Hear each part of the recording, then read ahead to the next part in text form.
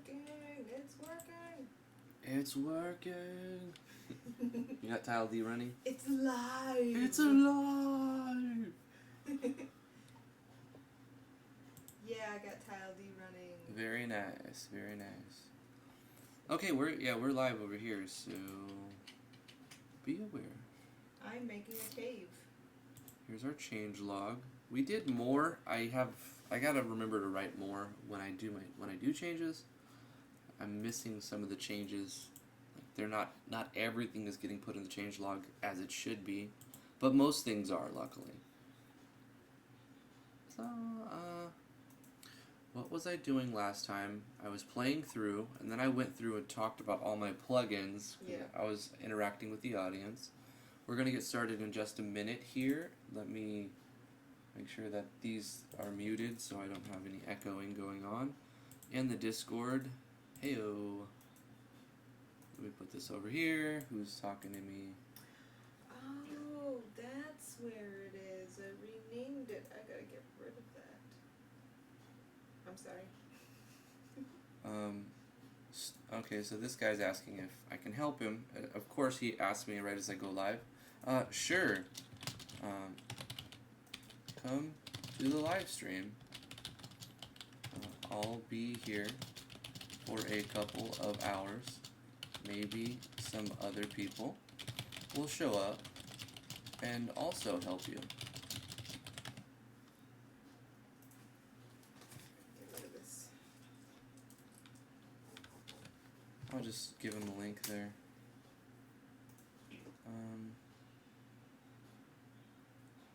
Let me go to the official content and post this in there. Live now. And also for the YouTubes, let's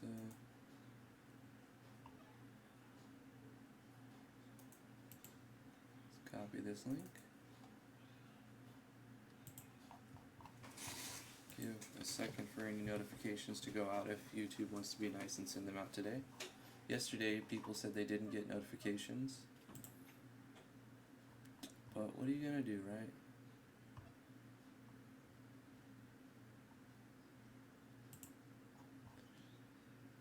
And who's adding me?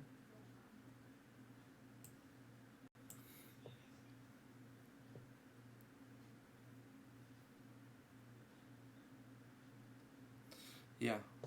So like I said in the past couple of live streams, first of all, how's it going, everybody? I'm Driftwood from Driftwood Gaming. Thank you so much for coming to the live stream. It's past 2 o'clock now, so we're going to start the live stream.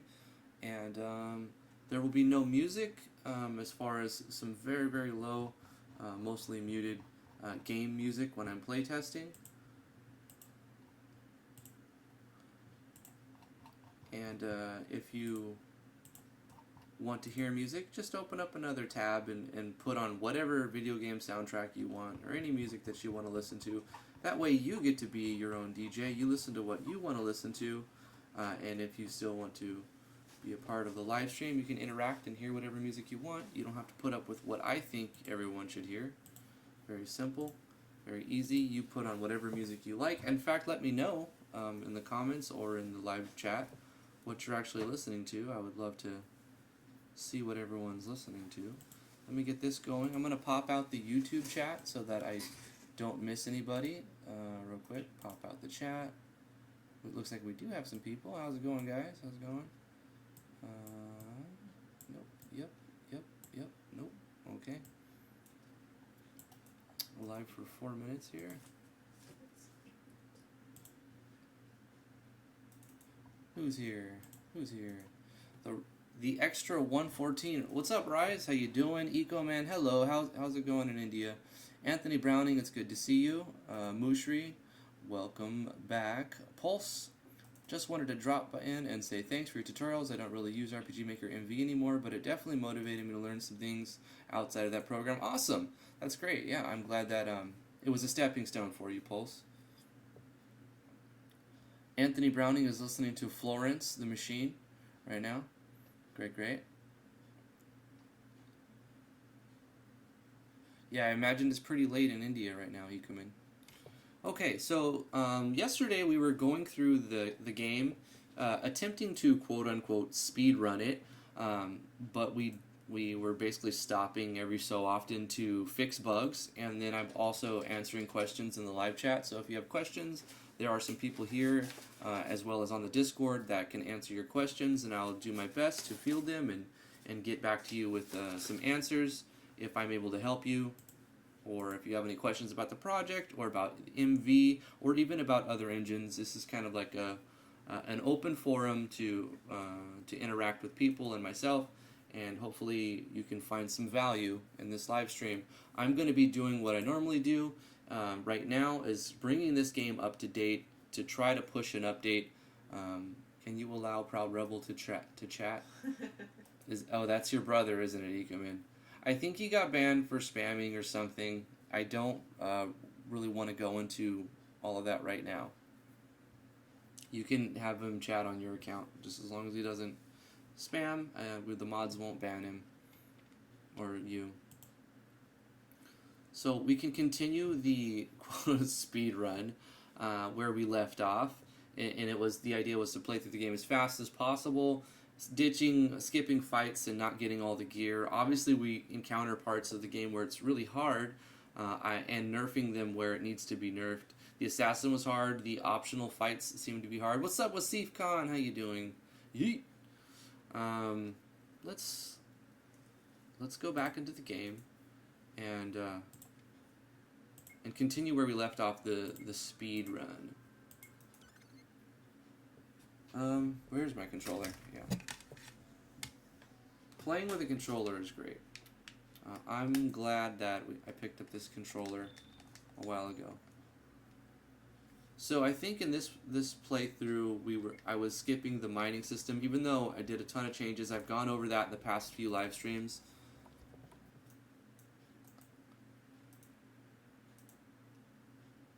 FBR Confinemency says, yo, can you make a tutorial about making separate endings or secrets that require hidden items?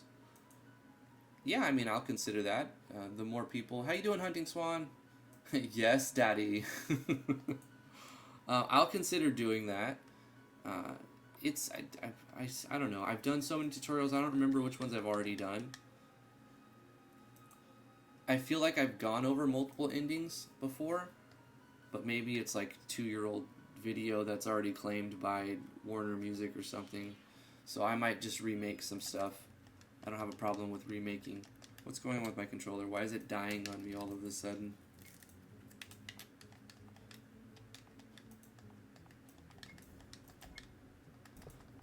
Okay. We can talk about it for a minute though.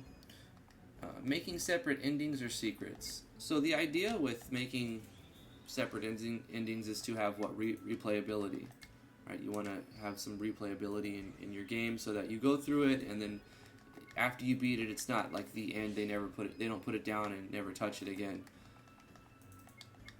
You can do that without having multiple endings. Let's talk about pros and cons of having multiple endings. If you have multiple endings, then you do increase your replayability. What's up, Royal? It's so good. It's so good to see you again. Thanks for coming to these live streams. I appreciate it.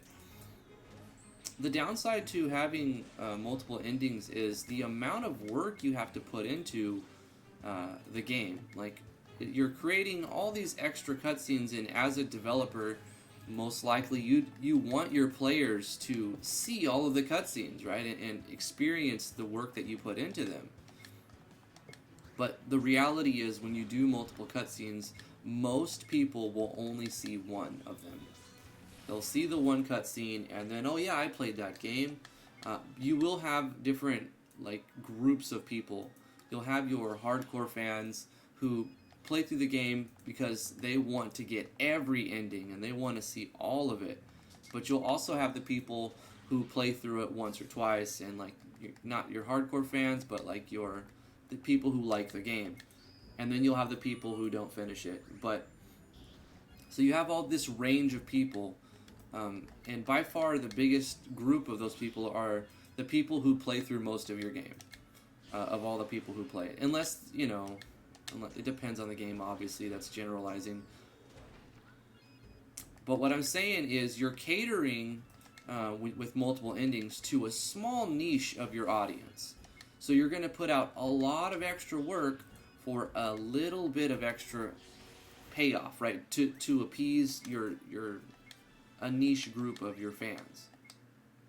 Now, it's not necessarily a bad thing, but you have to consider how much time do you have, how much money are you investing in the entire project, and how long is it going to take for you to complete the project? Are you on schedule? Are you behind schedule? You have to consider all these things, because if you're on schedule and making great time and everything is proceeding like you had ever hoped, which is never the case, by the way, then yeah, let's go ahead and add some extra content. Let's add some more endings. But most likely what's going to happen is the project will fall behind.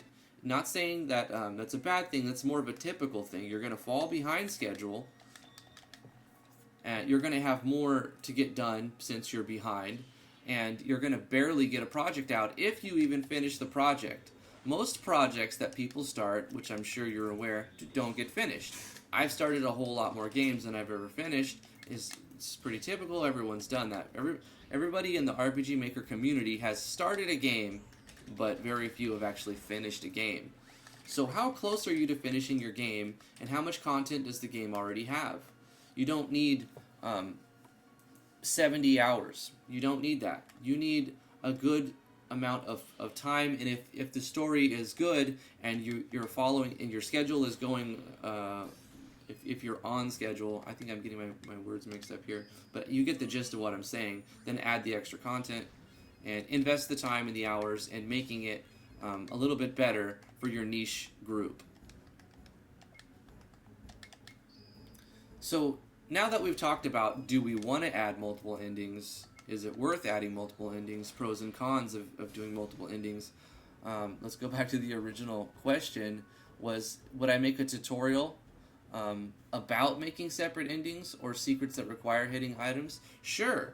I think this discussion is part of about making them, but if you're asking for a tutorial, you would be like, how would I do this? How would I? Now I'm going to make, I've decided already, I'm on schedule, or at least I'm close to my schedule quota, and I've decided that my team or myself, I'm able to make some, allot some time to make some extra endings and add some extra secrets. How should I go about doing that?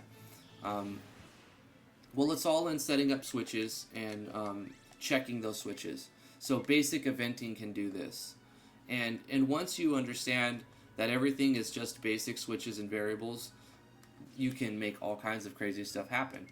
So you don't need any type of programming knowledge to do multiple endings. You just set up your pages correctly. Some key things to remember when you're doing multiple endings is just common knowledge as far as making your events. Pages, know how pages operate. Pages will try to read the highest number tab, and if they're able to read that highest number tab, they're going to only read that highest number tab. So if you've got a 10-page event and all of the conditions are met on page 10, then you'll never see page 1 to 9 happen. Right? You're only going to see the highest number page that has the conditions met. So you have to design your multiple endings in a way that's maybe not just one event. Maybe you have to have a common event that has branching conditions. Because if you have this switch on and you're handling it through one event with multiple pages, then if you've activated a trigger, a switch that say that's on page 7, and then you activate another event that's on page 6, well, you're never going to see ending that's on page 6 because page 7 has been triggered, right? So that's, right off the bat, we can say we don't want to handle our entire event inside, oops, I don't want to fight this. I'm still trying to play while I'm doing this. You don't want to handle the entire multiple endings inside one event, right? Because it would either be one massive page, or it would be you'd skip out. You wouldn't actually see all of the pages. So this is our speed run, quote unquote. We're about to fight the dragon and probably die. Give me a second, and I'll get back to the discussion. I need to prepare a couple of things. We didn't make any upgrades. We're so gonna get owned here. Okay, Drowning Enchant will help because now this will do water damage, which will increase the damage, I think, by 100%. I got Nature Resistance. That's not gonna help here, but I'll put it on the scale mill anyway. Let me hit the equal button, make sure everybody's optimized. We're going to... How many things did I pick up? I have only 2 Atlas, so I can only fully heal the party with that twice. Okay, so I should probably swap out the Naturalist Lydia with... oh, man. Let's try it with Lydia, and then if I die, which I will, I'll try it with Tiana. Because Lydia's only going to be able to heal basically twice. And we'll start with some regens and stuff. Oh, we don't have any... I missed so many chests because I'm trying to go through the game quickly. Bring it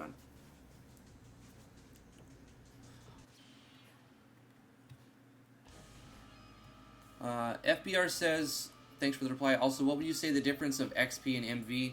XP uses Ruby programming language, and it's a smaller resolution. All of the sprites are smaller. I think they are 24 by 24 in XP.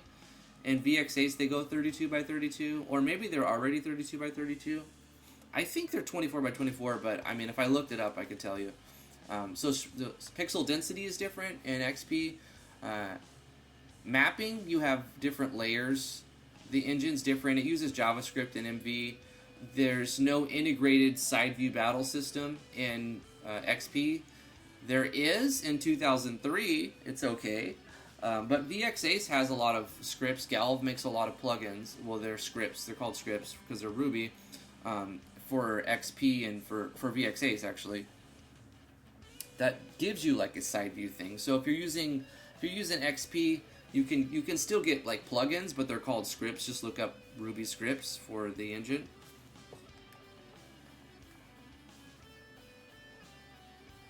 Which one's better? In my opinion, MV. I would definitely say MV is better. It's on sale quite often for like $20, so pick it up when it's on sale.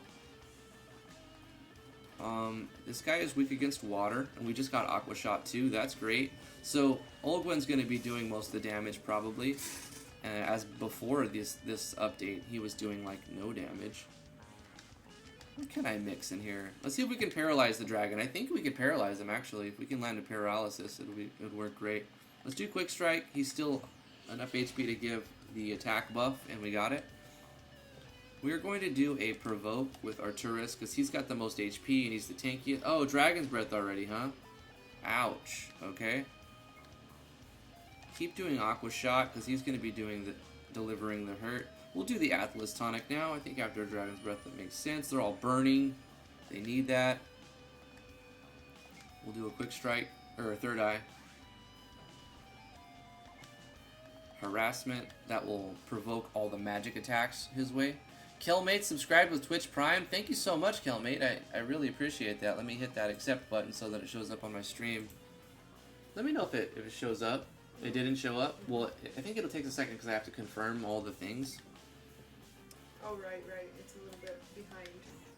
I'll let you know. Yeah, it's not that long of a delay. It should have probably already showed up. But anyway, thank you so much for that subscription. Appreciate it. What should you use for a big RPG project? MV. I would use MV. Let's save that for later. Let's see if we can poison the dragon. What do you upload games on? Well, it really depends on your audience. Are you uploading a game for your friends? You can put it in a zip file and put it on Google Drive. Or you can make an itch.io. If you want it like to send it to one person, you put it on Google Drive. If you want to send it to the public, put it on itch.io for free. You can even ask for donations for it, which is a good idea. I could probably do that with this game. I have it on my website. If you have a website, you can put it on your website.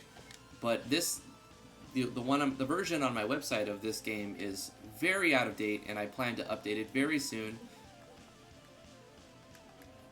I know I've said that for 3 days now, but I'm constantly working on it and do plan to do this thing.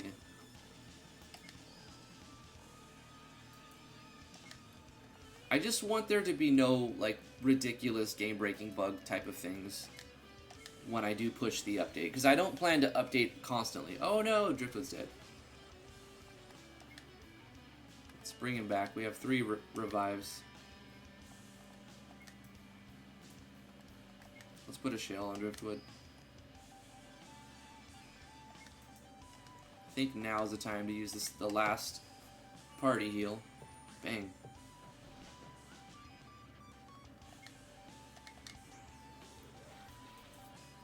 We're doing quite well. I didn't expect to do this well against the dragon.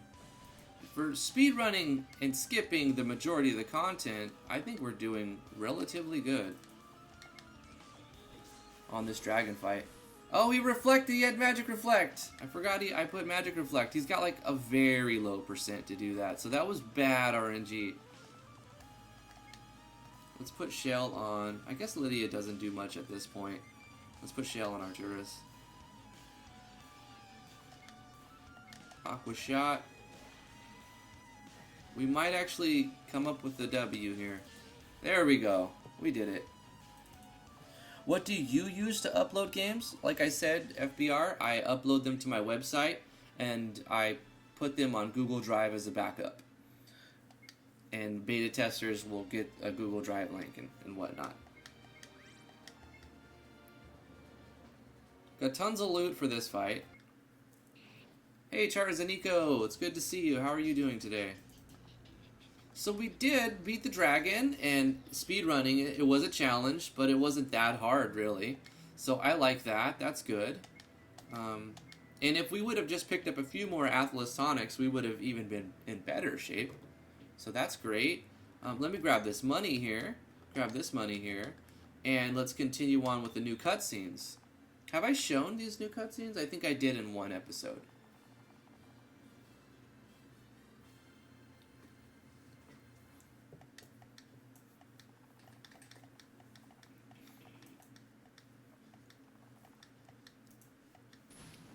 I mean, yeah, you guys are asking good questions today.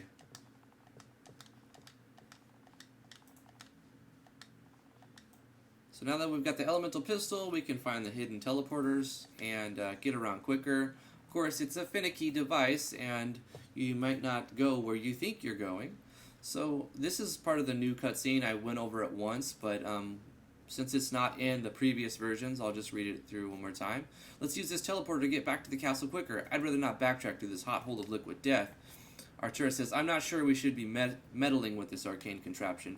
Maybe Sir Arcturus is right. We should walk back. I could guide us out. I've been leaving a breadcrumb trail.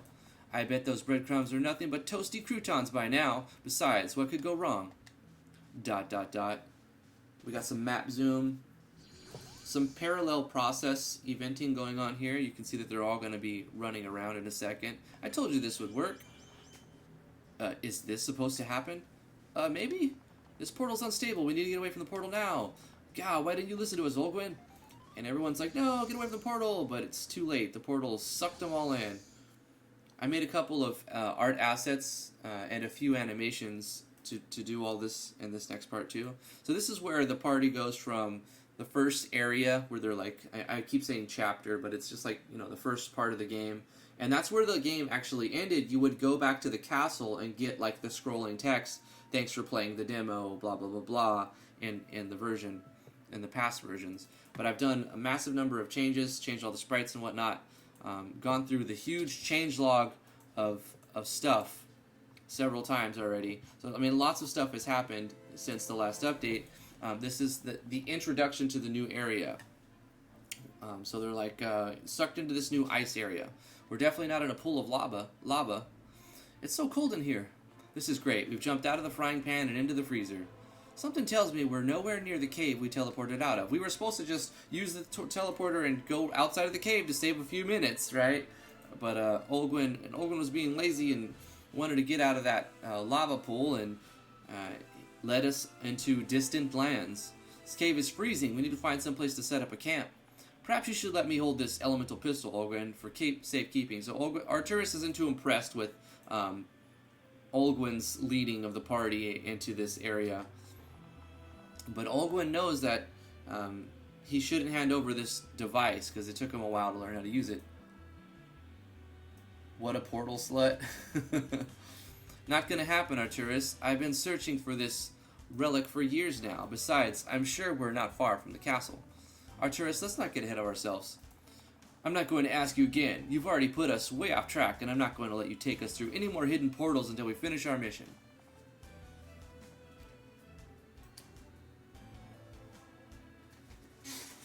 Hey, what are you doing? Let go of my gun. That little animation right there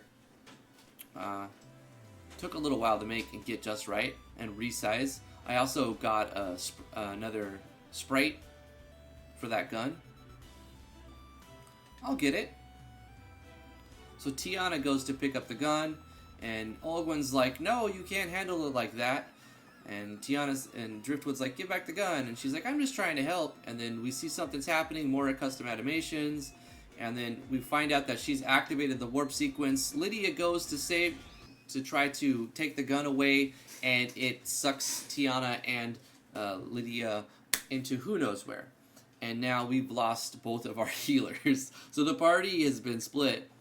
Which is always a great idea in D&D. Split the party, right? And that's how you survive a long time? Mm-hmm. Babe, split the party in D&D? Always split the party. Always split the party. I think that's how it goes. What is your thoughts on a game where you mainly do quests and the people giving you quests are usually around the same place, but it gets further and harder to get those quests done? I don't see anything wrong with that, FBR.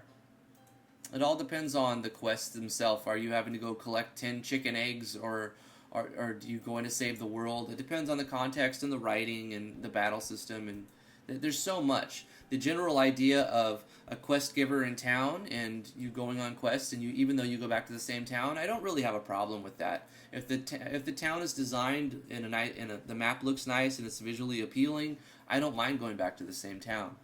You could always update it with like some doodads or even just events that have switches, and as you unlock new things, more stuff shows up in the town. I would say that though, do something like that. If you're constantly sending the player back to the same map, have some events that are not on by default, but throughout the game they turn on. So the player, say the town has 5 shops. Maybe not all of them are available at the beginning of the game. Maybe put like 1 or 2 of them available, and then as the player progresses and does quests, more shops will open up and give the player more options. So it feels fresh when the player comes back and sees a new shop has opened up, a new NPC has come back. A lot of games do really cool stuff, like I think it was Digimon, where you have to like rescue the town members, and as you rescue the town members, they show up in your little town, and they do new things and grant the party new benefits after they've been rescued and whatnot. And I'm sort of doing something that and Natural Explorers as well. Zarwell says, I plan to upload on itch. I put my plugins there. I don't recommend Steam. It's $100 to upload a game unless it's commercial. No, even if it's commercial, Zarsla, you have to upload it. You have to pay $100 to put your game up. Commercial or non-commercial.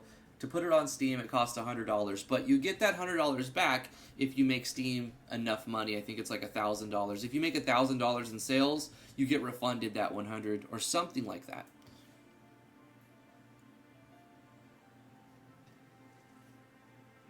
You need better tiles for an ice cave? Oh yeah, I have tiles for I have tiles for an actual ice cave. This is just like a cold, stony cave. It's a small little nook. This isn't much of an ice cave. You liked the gun animation? Thanks, Naz.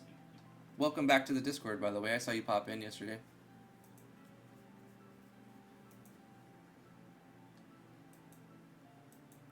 What about Game Jolt? Is that good? I haven't used Game Jolt, but I don't see anything wrong with Game Jolt. Have you ever messed around with Game Jolt, besides downloading a few games here and there?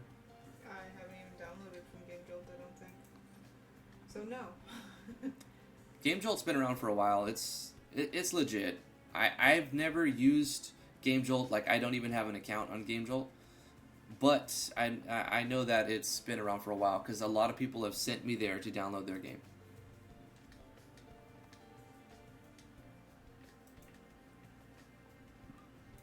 So the party's been split. And we're in this little nook. There's also some ore here to catch up on your mining skill. Your mining skills and whatnot. Now we're in the snowy forest area. Let's do a quick save here before I forget. This is our speed run. We have the traveling merchant that comes up. I need to test the balance on these guys to see how hard they are. I feel like we should get a full recover.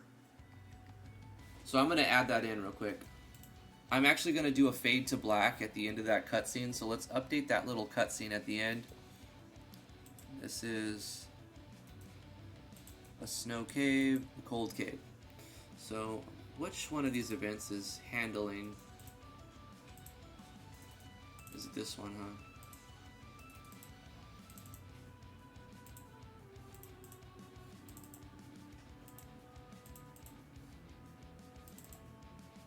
These are just the visual representations of what happens. So, like, these are small events. It's one of these, probably this one. Here it is. This is the actual event of, like, that whole scene.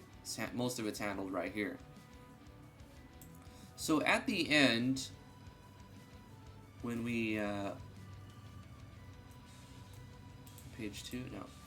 Yeah, so at the end of this event, I'm going to do a simple fade out, fully recover the party, and then fade in. So we're already doing a fade out, and we're changing the transparency off. And resetting the walkthrough. At this point, I'm going to do a full recover. So I'm not reminding the party to save, and there's a lot of cutscene, and the player's about to fight harder enemies that they've never seen before. So it would work to just give the party a full heal. We'll say they rested in the cave.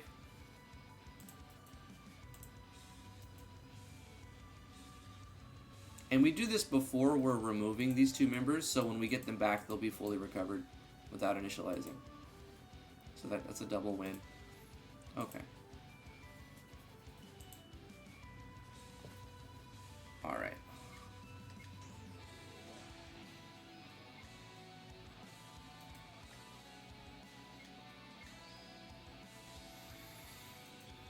Why no auto-saving plugin? I don't know. A lot of the stuff that seems like a good idea, you know, with plugins being available, did not exist when this game and idea was originally put together and conceived. So a lot of the things that I'm doing in Natural Explorers I haven't put into this game. So getting straight owned inside of the next new area on a speed run. Keep in mind, this is skipping chests, skipping loot, skipping most upgrades, running from a lot of fights. So by the time you get here, you're going to be under-leveled and under-geared. Plus, I did absolutely no mining. So you can take and playtest this game the opposite, where you fully upgrade your mining. You do your mining and you do your synthesis, and you have people in like mithril and obsidian gear by now with more enchants and like 5 to 10 levels higher. It would make sense to run away, and we're just going to do that.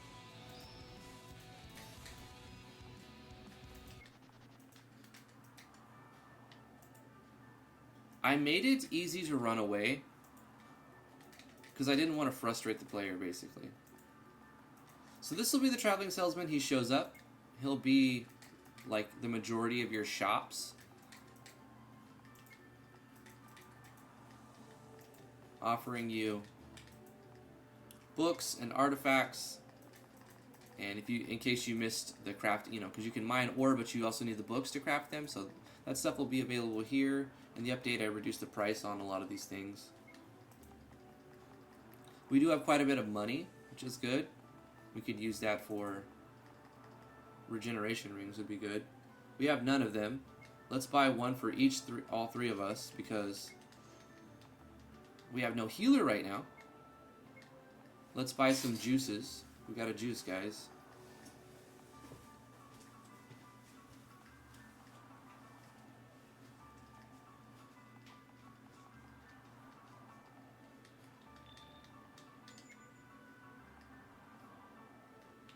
there is a way to fully restore the party, which the player doesn't know about, so I have to inform the player about this somehow. So let's go back to the project and inform the player that there is a restoration point right here on these pillars. Party's been restored, so that recovers the party. Now I need to inform the player of this. So we need to modify the scene to give the player some more information. At the end,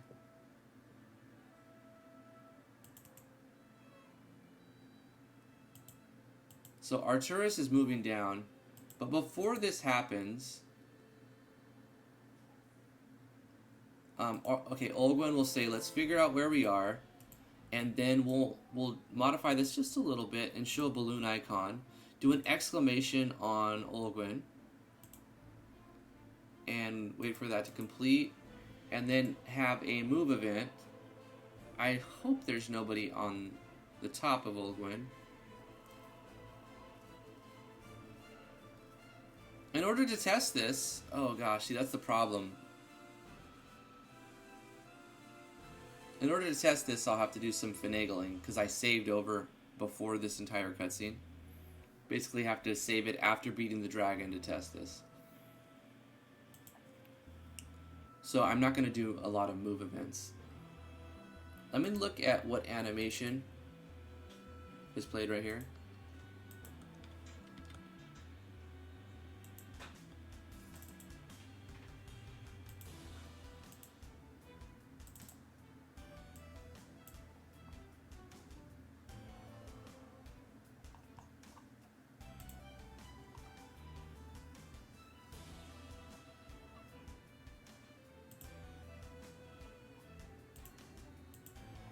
So Olgwen says, alright, let's figure out where we are. Then he waits half a second, exclamation goes up, and then he can say, let's go ahead and paste this stuff in here.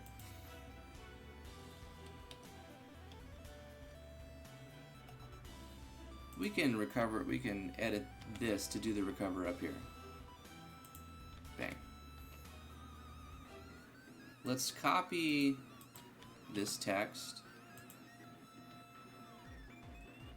And Olgwen will say, oh, not right here. Undo doesn't work. Okay, that's fine. Let's figure out where we are. He waits 30 seconds. Exclamation happens. Then he says,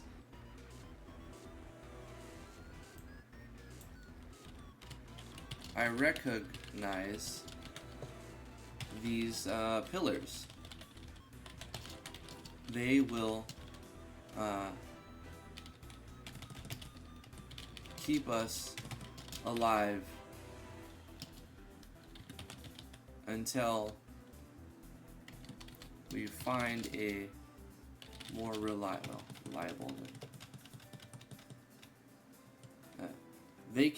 they'll help us. I don't know how to say this. They'll help us stay alive at least for a while. And they'll never run out, but we'll give this sense of like this is not a permanent solution, but you can come back.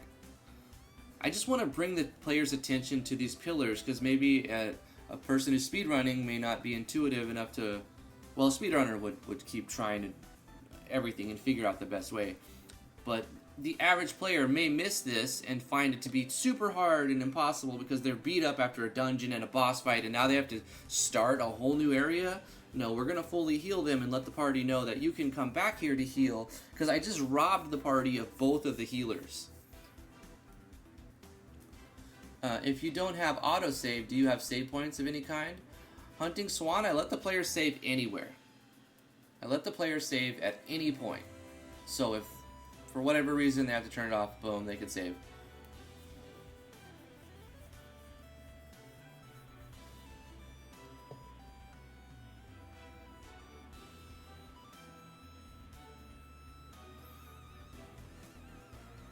FBR says, when I'm done with the game, could I send you a link on Steam or Discord or something, and could you help me and tell me how to make it better? FBR, maybe if you could send me the link, and I could maybe take a look at it, but don't take that as a promise, because I'm doing a lot right now, and I'm trying to take care of a 3-month-old, and I've got cancer treatment that I'm having to deal with, and I don't have a lot of time. So the time that I do get, I try to like put into updating the game, but maybe. How did you get your dialogue to work from a programming perspective? My dialogue to work from a programming perspective. You know, I wing it. I wing my dialogue. I don't have pages and pages and PDFs full of dialogue.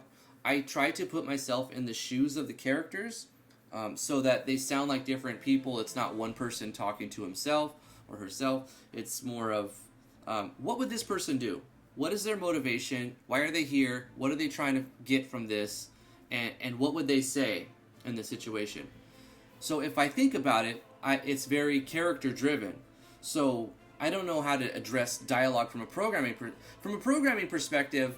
Well, I'm not really coding it. I'm just putting it in an event editor. I'm using the engine to code it for me. So the show text, instead of doing a script call, you know, if you wanted to do that, you can do a script call, and you would do game messages. I forgot what it is. Game message dot show or something like this. You know, I never even mess around with this. There's a PDF file, like a Google link that has like all of the commands. This is a show text, and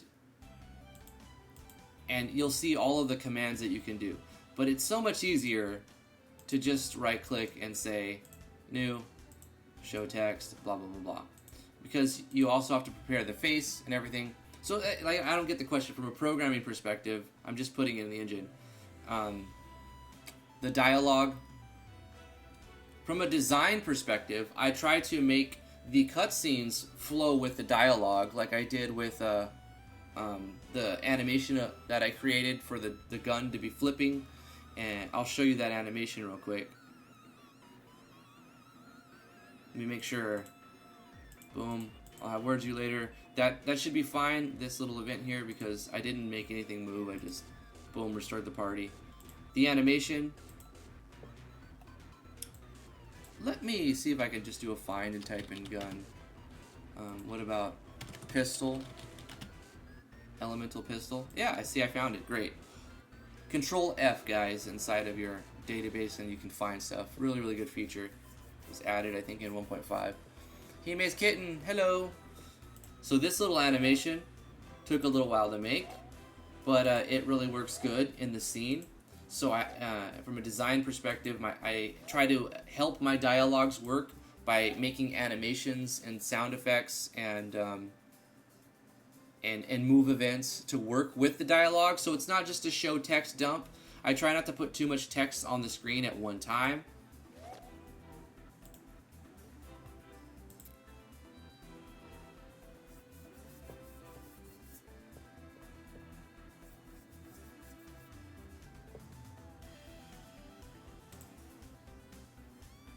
Alright, so now we've made the player aware that they can come back here to restore. And we've snuck in a free full heal for the party as well. So this should be easier the next time around. Plus, I don't expect every playthrough to be somebody who's trying to beat the game as fast as possible and skip all the fights and skip all the treasures and whatnot. So the party will be probably much higher level. Also should probably, you can see when I award the party members, I'm awarding them at a higher level because I'm expecting the player to not skip every fight and actually level up. So Driftwood's very low level because he's given at the beginning of the game, and then by the time you get Arturus, I'm expecting Driftwood to be 15 or 16 as well. By the time you get Olgwyn, I'm expecting the party to be around 17 or 18. And the same thing with when you get Lydia, she's a level higher, etc. Tiana falls behind when she leaves the party.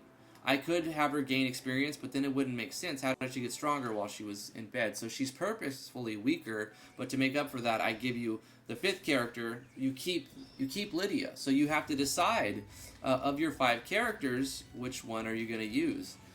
And it will only matter for the next dungeon.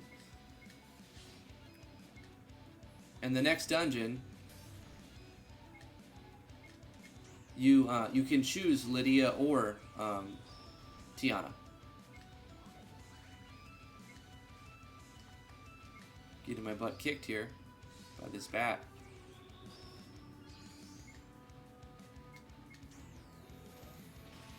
Ooh, but they're weak to fire and it got a crit. Tachikasai comes in handy to burn all of these fire weakness enemies. So, which I would expect the party to have by now. So even the speedrunning tactic, you may put one more level on Drifty by running from most fights, but actually taking the battle on some fights that are like 3 enemies that you can cheese it somehow. Alright, so we managed to survive. Let's put a regen on this guy, and use the last water on this guy. We have no healers, right? So the party is going to be challenged at this point. So you can either go back into the snow forest here and do stuff, grind better gear. You can level up because you can save anywhere and you have a full recover that's infinite use. You're not actually stuck even if you're far behind. It'll just take you some work. This little area is going to be the arena. So I want to get the arena in and transfer from the broken parallax map that I had going on to actually putting the system in here. So we have Winter Hall here, and then we also have the old Watchtower, which is a map we made yesterday, this old Watchtower. And nothing happens on this map yet, just some light snow and a little cliff at the edge of the continent, and the old tower that's broken. And we're not going to let the player go in this tower, it's just kind of a landmark. So the player is given the entire town to explore, which I need to put some more NPCs in. You know, like there are NPCs in all the houses. There's the armor shop has a guy that sells armor, and you can even buy mithril stuff here. So if you've made any money, you can upgrade your stuff. There's lots of stuff that you can go around and pick up, items that are around. There's items all over the place, basically. Let's buy a mithril katana. Yep, that's what we'll do. Actually, let's also buy a mithril gun, which is better.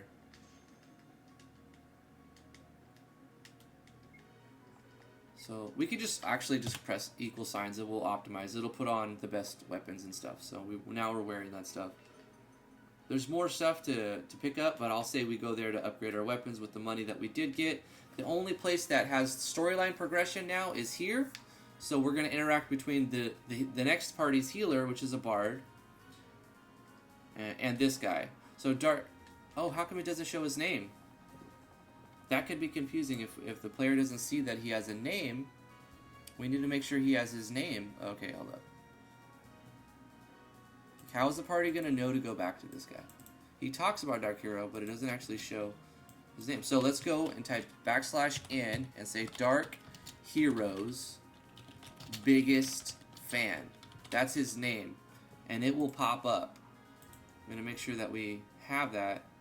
We actually have it on every other dialogue from him, except for the first one, where it needs to be the most.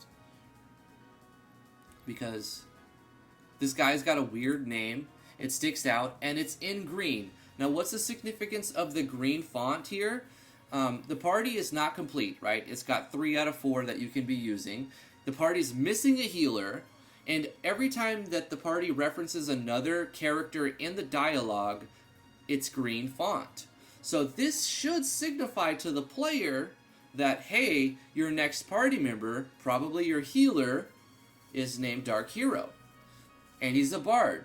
So, this is to I think a perceptive player would notice this, even though I don't go out and say it. Dark Hero, the bard downstairs, is from out of town. I think he's pretty good, but every time I try to tell him that, he just thinks I'm making fun of him. And this would say Dark Hero's biggest fan in the top right there. I wonder if I should go through the dialogue methodically and change the name to where it referenced Dark Hero and the name to green. I don't think so. It'll be fine. So here's Dark Hero. Nobody enjoys my music. I might as well give up being a bard. So this is your typical emo bard person. Lots of self-doubt, and he's actually good, but he thinks he sucks, and nobody wants to hear him. And he's quite capable, but he's always doubting himself. So here we are, Dark Hero's biggest fan. It will retroactively say that from the first. Wow, an elf. I hope that one day Dark Hero will know how much I enjoy his music. I even wrote him a small piece. It would mean so much to me if he could sing the song I wrote. So we can offer to deliver the composition or do nothing. We're going to, if we do nothing, nothing happens. And he gives the option to do it again. So we say, yeah, we'll deliver the composition. Sometimes Dark Hero disappears, and I don't know where he goes. Not that I always know where he's at. If you manage to find him, tell him his biggest fan wrote a piece for him and would love to hear it played someday. You put me in the game? What do you mean, Nas? Are you Dark Hero's biggest fan, or are you Dark Hero? So, he's not here now, right? We have to figure out where he went. And it wouldn't make sense for him to go somewhere in the town for seclusion. We got to think about what, once again, we're talking about how we go about the dialogue. It's character-based. What would this character do? He's feeling inadequate. He's going to go and isolate himself. Okay, we have a map issue here. Little map problem. Let's fix that real quick. Not a big deal. What would he do? He would probably want to go somewhere where he could be by himself and maybe practice his music where nobody can hear him and he doesn't feel like he has to perform for somebody. Maybe he's playing to soothe himself in like a therapeutic fashion, and he wants to be isolated for that type of thing. So he would go somewhere where there would be nobody. Why is this passable? I had to do that here too. Not a big deal, but I'm just like wondering, what's the deal with this in the tile set?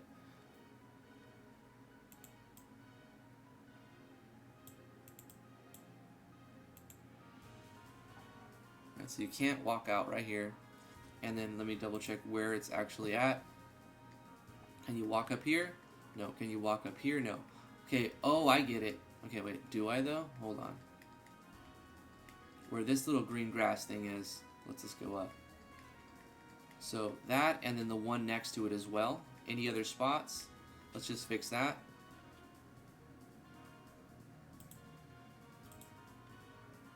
Right here and right here.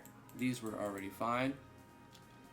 Let's find some more unpassable. I'm using Anfly's region restriction plugin for this. Here's some more. To be quite precise and thorough, it would make sense just to do this, honestly, and save us some time. I'm going to say that you can't walk on these walls. Why they are able to walk onto the tile set in the first place is beyond me.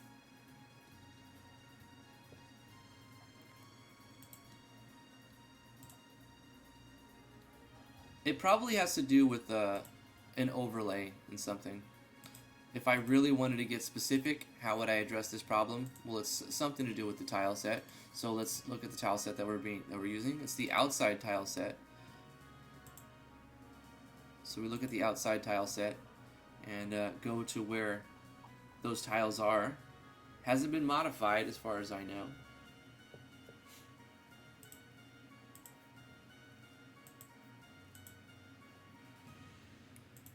Something to do with layering of other tiles on top of it as well. So anyway, next playthrough I'll double check this again. That's the thing about making games, guys. You gotta play test your games a lot. You're gonna play your game so many times, you're gonna be bored of your own game. You're gonna hate your own game because you've played it so many times. And this, I feel like, should be passable. No, it should not, because if you think about the perspective, you're elevated, and these steps won't be as high as these cliffs, so you should not be able to just walk up to here and go across, because it's like kind of like you have to climb a little hill.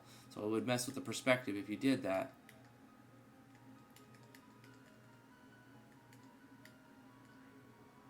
Okay. I'll have to keep testing this and get my get some beta testers to do this too. There's no beta tester who's going to be better at testing your game than you. You will get other people's perspective, and you will find people finding. There will be people who find bugs that you don't ever find. So one is not like. I guess you can't really say that you're a better beta tester than other people, but you'll get the most value out of playing your own game, because you'll get to see how it feels. And here's a thing that a lot of people do that I don't recommend, is like cheating in the best weapons and the best items and unlimited elixirs. And when you play your game, you're like, well, I'm just testing it, right? But you don't know, here's another one, you don't know how it feels to play the game without those, if you always do that with those. Okay, so the third tile from the left. So play the game as if you were the player when you're beta testing it. Don't give yourself the best sword in the game to go through. Don't give yourself unlimited elixirs, unless that's what you're giving your players, because then you're kind of not getting the same experience as your players, and therefore you cannot be a good tester, because you don't know what they're going through. You kind of have to put yourself in the shoes of the player as much as you possibly can. So I'm going to check Ganfly region restriction real quick and see what I'm using for restrict 133, red one, and I'm going to paste this over here. Once again, we could just be thorough and say, yeah, you can't walk on these, so boom, no walking on the walls.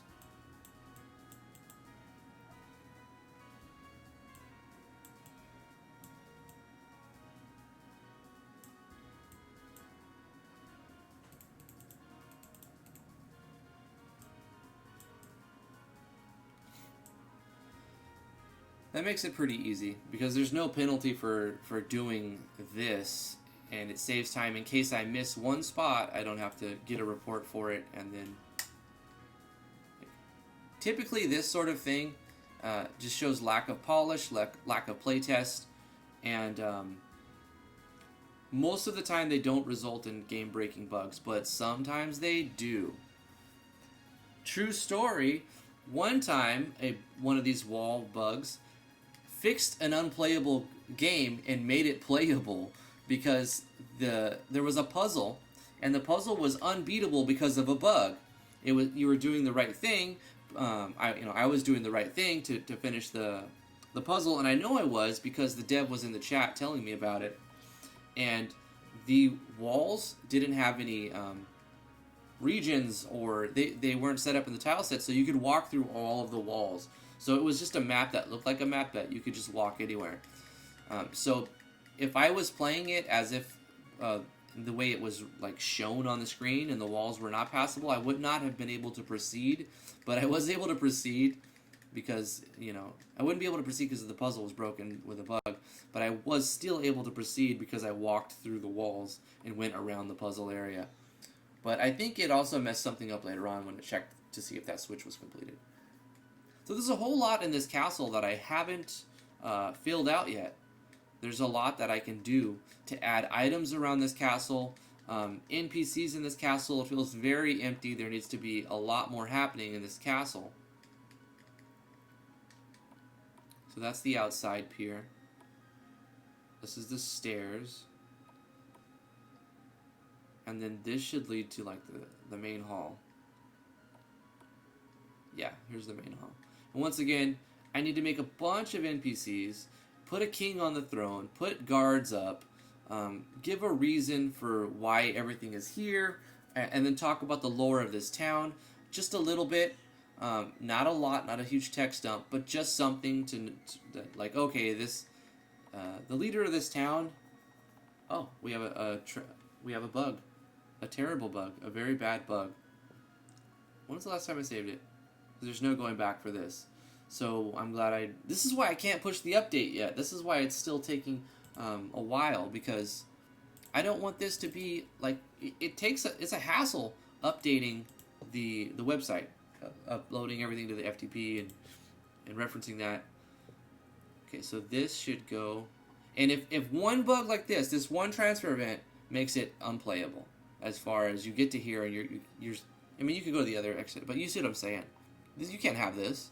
I can't push an update yet. It's still not ready. Let's fix this transfer event and continue to test for these bugs.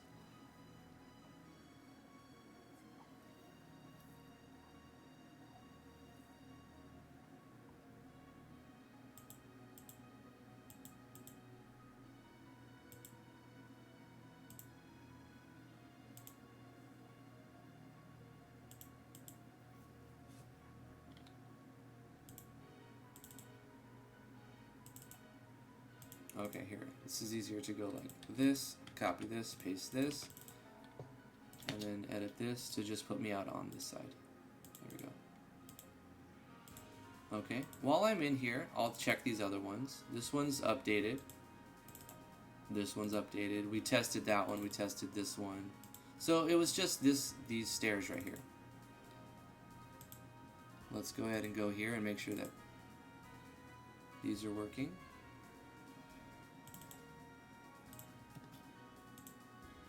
Yep.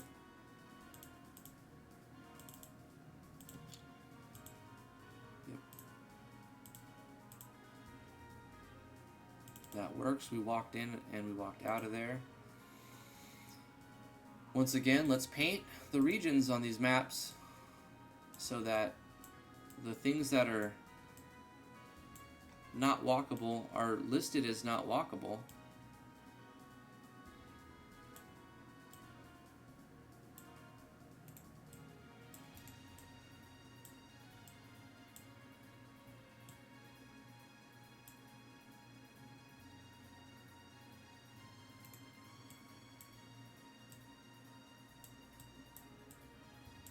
This is a quick fix. If you don't want to run through your entire map and double check every single nook and cranny, you can just say, region restriction, don't let the player go here.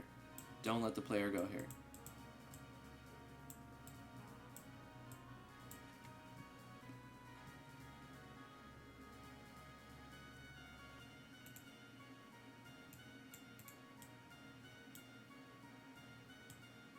There we go. And since it seems to be these tiles that's doing it, I should just be thorough and paint them all while I'm here. I did test all these, so I suppose I don't need to do this.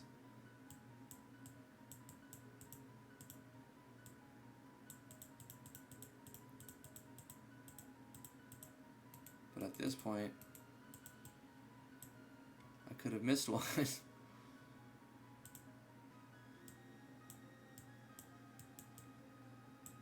I haven't said it before, I highly recommend region restriction plugin from Yanfly, as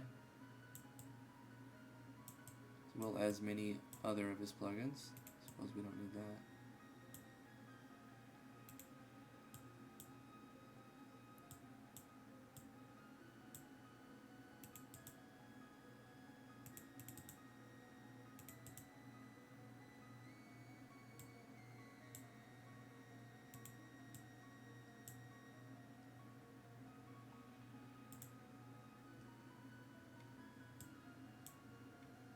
Okay, let me, why do I have this open still? Okay, sorry about that. Let me catch up on the chat real quick.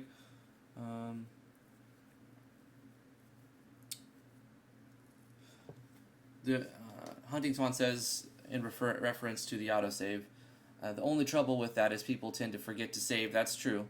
Save points work well just as reminders. That's a good idea. I could throw some save points in there, even though I'm letting the player save anywhere. In the text, I remind the player to save a couple times, but it makes more sense not to say, don't forget to save your game. Just show a save point. maybe teach the player that this is a save point one time at the beginning of the game, and then just present them with the save point. So Hunting Swan, thank you for that. I will consider that and just put that in the game at some point. How well do you know Dragon Bones integration? I wanted to know if anyone knew a way to animate CGs in a cutscene. Dragon Bones is awesome. I haven't personally used it very much. When it first came out, I took a look at it. I do think it's really cool to have like 16 frames of animation when you're fighting. But that requires a lot of art to do. And I didn't think that I was going to be able to make... And I wanted consistency. So when you use something like Dragon Bones, you have to think, well, if I make this sprite look amazing with 16 frames of attack, 16 frames of taking damage, and like 8 frames of the dying animation, then what's going to happen is all of the other things that only have 1 frame or 3 frames of animation, 1 frame is not animation, it's a still frame, but you know what I'm saying. All of the other things that don't have 16 frames of animation are going to stick out like a sore thumb, and you're going to see them and notice them, and it's going to make the rest of your art look that much worse. So consistency will kind of pay off, and I decided to not use Dragon Bones because I didn't have the art to be consistent and have the rest of my stuff all have this many frames of animation. But Dragon Bones is awesome. Does it still work in 1.6.2? I think so. As an LPer, what kind of bug conveys the worst impression? That's a great question, Hunting Swan. Drunk Nescafe, how you doing, my dude? It's nice to hear from you. How's the eye? It's doing well. I have a laser surgery treatment on the 12th. So I'll be out 11, 12, and 13 of this month. But it's looking good.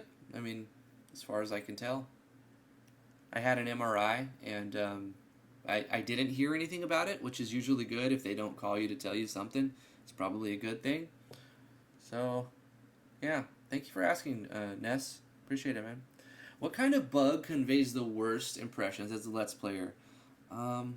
There's a lot of bugs that can give you bad first impressions.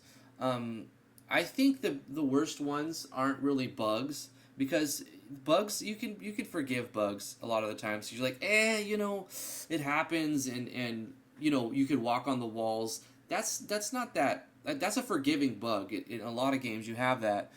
One of the most unforgiving bugs is not necessarily a bug, though. It's more of like when there wasn't enough attention paid to play testing.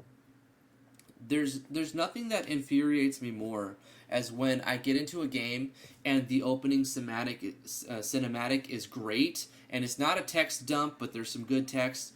And you see the storyline, it looks interesting, the art style is cute, or even just awesome, or like I'm into it, right? I'm really, really getting into it. And then you get into the first battle, and you like die in one hit, because there's no attention paid to the balancing of the game.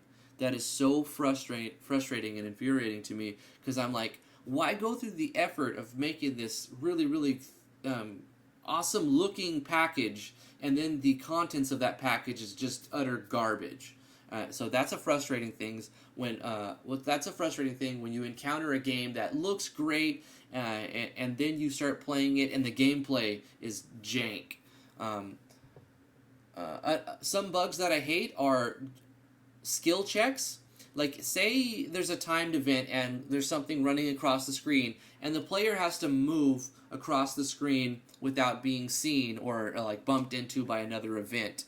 Bugs in that type of situation will frustrate the player. I know they particularly frustrate me, because when it's based on skill, and then the game bugs, like obviously it's frustrating when you just can't get the puzzle, or you can't make the timed event work for you.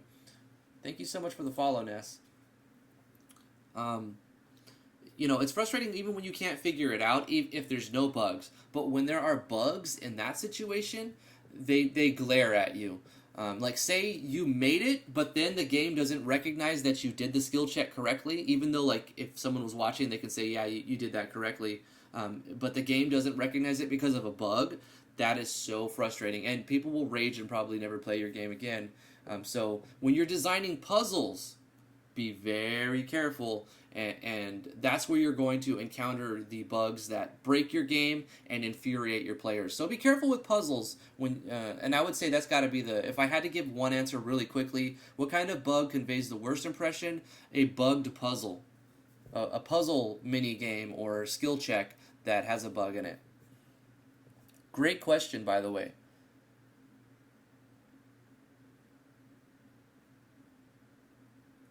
Balance, especially at the start, yes. And make the game a little easy at the start, too.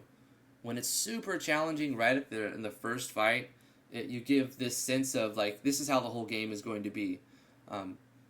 I don't like it. Some people do, though, like it because I know T enjoys fights to just go like that. I do like fast fights, don't get me wrong, but I don't think every creature should die in one hit.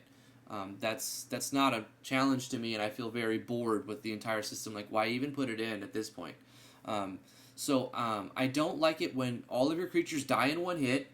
There are some exceptions to that. Obviously, if you've been leveling up your character a lot and you're way over leveled, then you should be able to kill them in one hit because you're like 5 levels, 10 levels over them, right? So that should make you kill them in one hit. But like if you're just progressing on an average playthrough, you should take 2 hits to kill a creature. Not 1, but 2. Let me go back on the YouTube chat.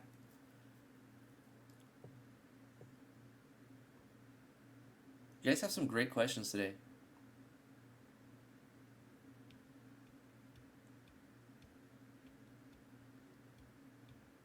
The guy who thinks he's worse than he is. Okay, Nas. Right. So you're basically Dark Hero in this scenario, the emo bard who thinks nobody wants to hear him, but like everyone actually appreciates him. You know what would be a cool idea if you could faintly hear his music in some places and the music gets a bit louder the closer you get? T made a script that does that in her game. I might take that idea. Ebelsyr? EBLYSSR. I do accept your follow. Thank you so much for the follow. Appreciate you very much. Yeah, Nas, that's a fantastic idea. As you get closer, even on the world map, even if you get closer to the tower, you hear his music louder. That's a great idea to attract the player to it. It's not that easy to do. It's not that hard, but I seen her script for it. She even recorded her own audio of her singing. All of these things she showed me was kind of cool for her IGMC game. It's a great suggestion. Shadow Lord says, do you think using RPG Maker MV or Smile Game Builder, which one is best for wanting to make a Play Store profit game? Sorry for spelling error. A Play Store profit game? You mean like a what's your business model? Are you selling skins? Are you selling power to the players? What's your model? I would say if you're going to do something like that, you're barking up the wrong audience. Don't use MV. Don't use Smile Game Builder. Go to GMS2 and buy the Android or Unity. You know what? Use Unity. Use Unity and make an Android game and put it on the Play Store, and because that's where the audience is for that, really. Vino says, I use that solution for some tile set issues too. The region restriction is amazing, I agree. I have some things that are walkable despite the tile set permissions being perfect. Yeah, because I was looking at it and it's the default tile set. So I was having a hard time understanding why I'm able to walk on the walls in some areas that I am. So I've decided I'm just going to region restrict to be sure and eliminate the chance of a player walking on the wall, especially in an area that causes a game-breaking bug. So a simple thing like that will definitely pay off. It's a plug-and-play plugin, and you just edit your regions. You edit the parameters to pick what region you want. I use a red color for not passable and a green color for passable.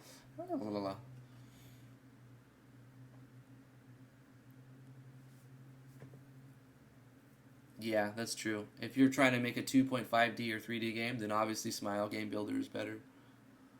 That's kind of weird. Like, how is it possible since you're already impassable? Says Epic Mighty in a Cloud. Yeah, it has to do with importing maps and data that's stored in the JSON. If you're copy pasting maps from, like I said, this map was made by NoobKX. That's why you see NoobKX in the parentheses. So I'm giving credit. And so he sent me a project where I copy pasted and then put it in here. So he may have modified his maps a little bit. So that they're passable, or at some point you could have put in like something on a tile set B that's passable on top of that. Yeah, you need this? Okay. And if you put something that's passable on top of it, even if you like overwrite it, sometimes it still has that layer data. And so it's like there may have been like cracks in that wall at one point that were passable, and then they got overwrote. But it was that layer was still saved in the JSON. So, I mean, that's one way that could have happened.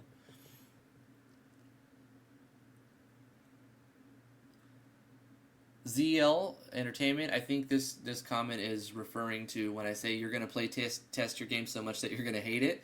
He says, I actually played my main game so much that I stopped working on it because I got so damn tired of it. That's going to happen. And you just kind of have to work through that. I mean, if you're practicing a song, it works in like any field really. If you're practicing a song as a musician or something, you're going to play that song over and over and over and over. By the time you get it down, you're going to not want to hear it anymore. You're not going to want to play it at all because you've done it so many times, it's so played out for you that you don't want to hear it anymore. But now you can play it perfectly. Final Fantasy IV had rooms that you could get through, or you couldn't get through without being reminded to save. At that point, if you don't save, it's on you. That's true. That's true. I do like the idea of putting save points down. So we'll probably do something like that. I'm going to go through while I'm talking and make sure that I've got my maps region restricted.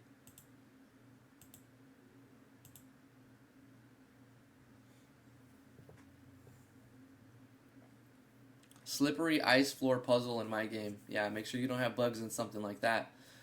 Yanfly scripts must it be put in right order. My character does not go up to monster in battle even though Yanfly scripts are in place. Why? Shadow Lord, what script are you talking about? What plugin are you talking about? And give me a little bit of context. Monster character does not go up to monster in battle. Are you talking about the Battle Engine core with the action sequence packs? Are you talking about an action sequence? Yes, they have to be in the right order. Just confirm that you're talking about action sequences before I go into my spiel on it. Ebel says, so how would you properly have a battle that the player is meant to lose without making it seem like the game is impossible? Well, if the player is meant to lose the fight, it shouldn't be long. That's because nobody wants a long, drawn-out battle where they lose, okay? That's not fun for the player, at least for most players. I guess there are some, what is it called, masochists that like that sort of torture. They want to fight a losing battle for 30 minutes. No, there's a very small number of people who are masochists and want to play a game that punishes them. They are out there, but still, there's very few. So, how do you do this? The question is, how would you properly do a battle? In my opinion, I would say make it quick, make it painful, but make it quick. Painful in that, like, the player gets hit with double their max HP in one move. Like, they didn't just barely die. They got wrecked. Make the battle wreck the player so that it's evident that they're supposed to lose this fight. Make it flashy, use action sequences and maybe custom animations, and really just beat the player quick and bloody. That's the way to do a fight that you're supposed to lose. Make them lose big time immediately, and then they'll be like, oh yeah, well that's not I didn't really lose a battle. Those egotistical players won't be upset about it because they can say, oh, you're supposed to lose that, obviously. But if it's a long drawn-out battle and they lose, they're going to question themselves, and they're going to be like, oh, I survived with, I would have survived if I would have had, 50 more hit points. Oh, if I would have just dodged that one attack. You don't want that in a fight you're supposed to lose. So yeah, make it quick, make them lose by a lot, and make it look cool. Okay, so Shadowlord is asking about action sequences. So you're using Yanfly's action sequences and it's not working. What's happening is it just nothing is happening? They're just taking one step, swinging and stepping back. I can look at the code. Naz says, you know what I hate? When you win the battle, but the cutscene immediately shows you losing anyway. Yeah, that's why I'm saying, in a battle that you're supposed to lose, don't let the player have a chance of winning.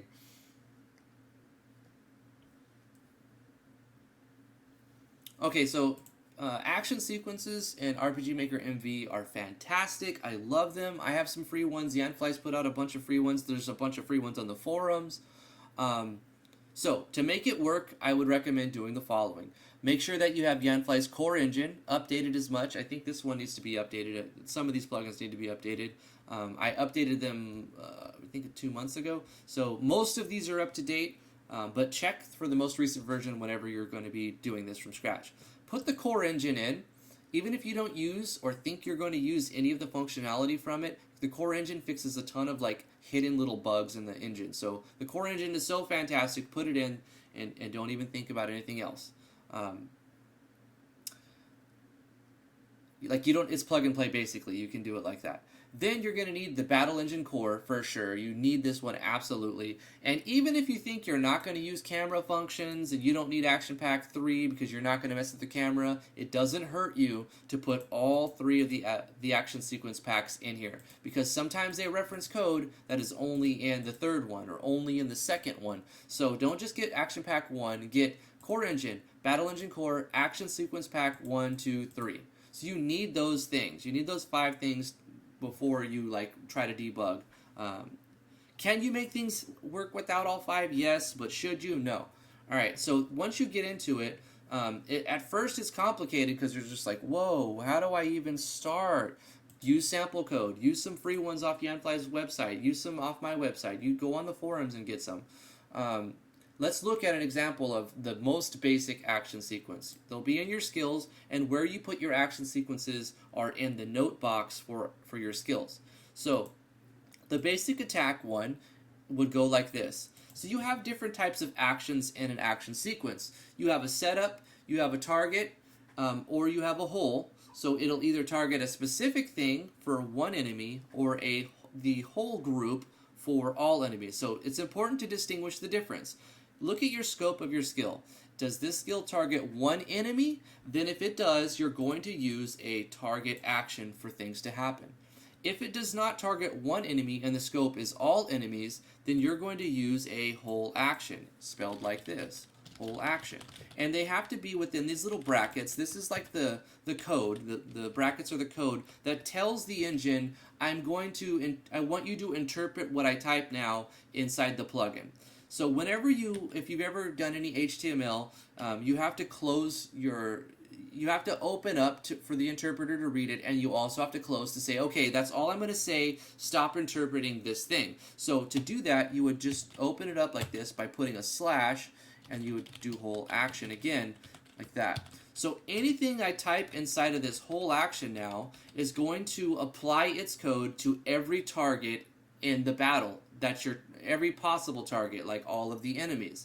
So there inside of here, you can put pseudo.js, and I say pseudo.js because Yanfly allows some JS, but it's like a pseudo form because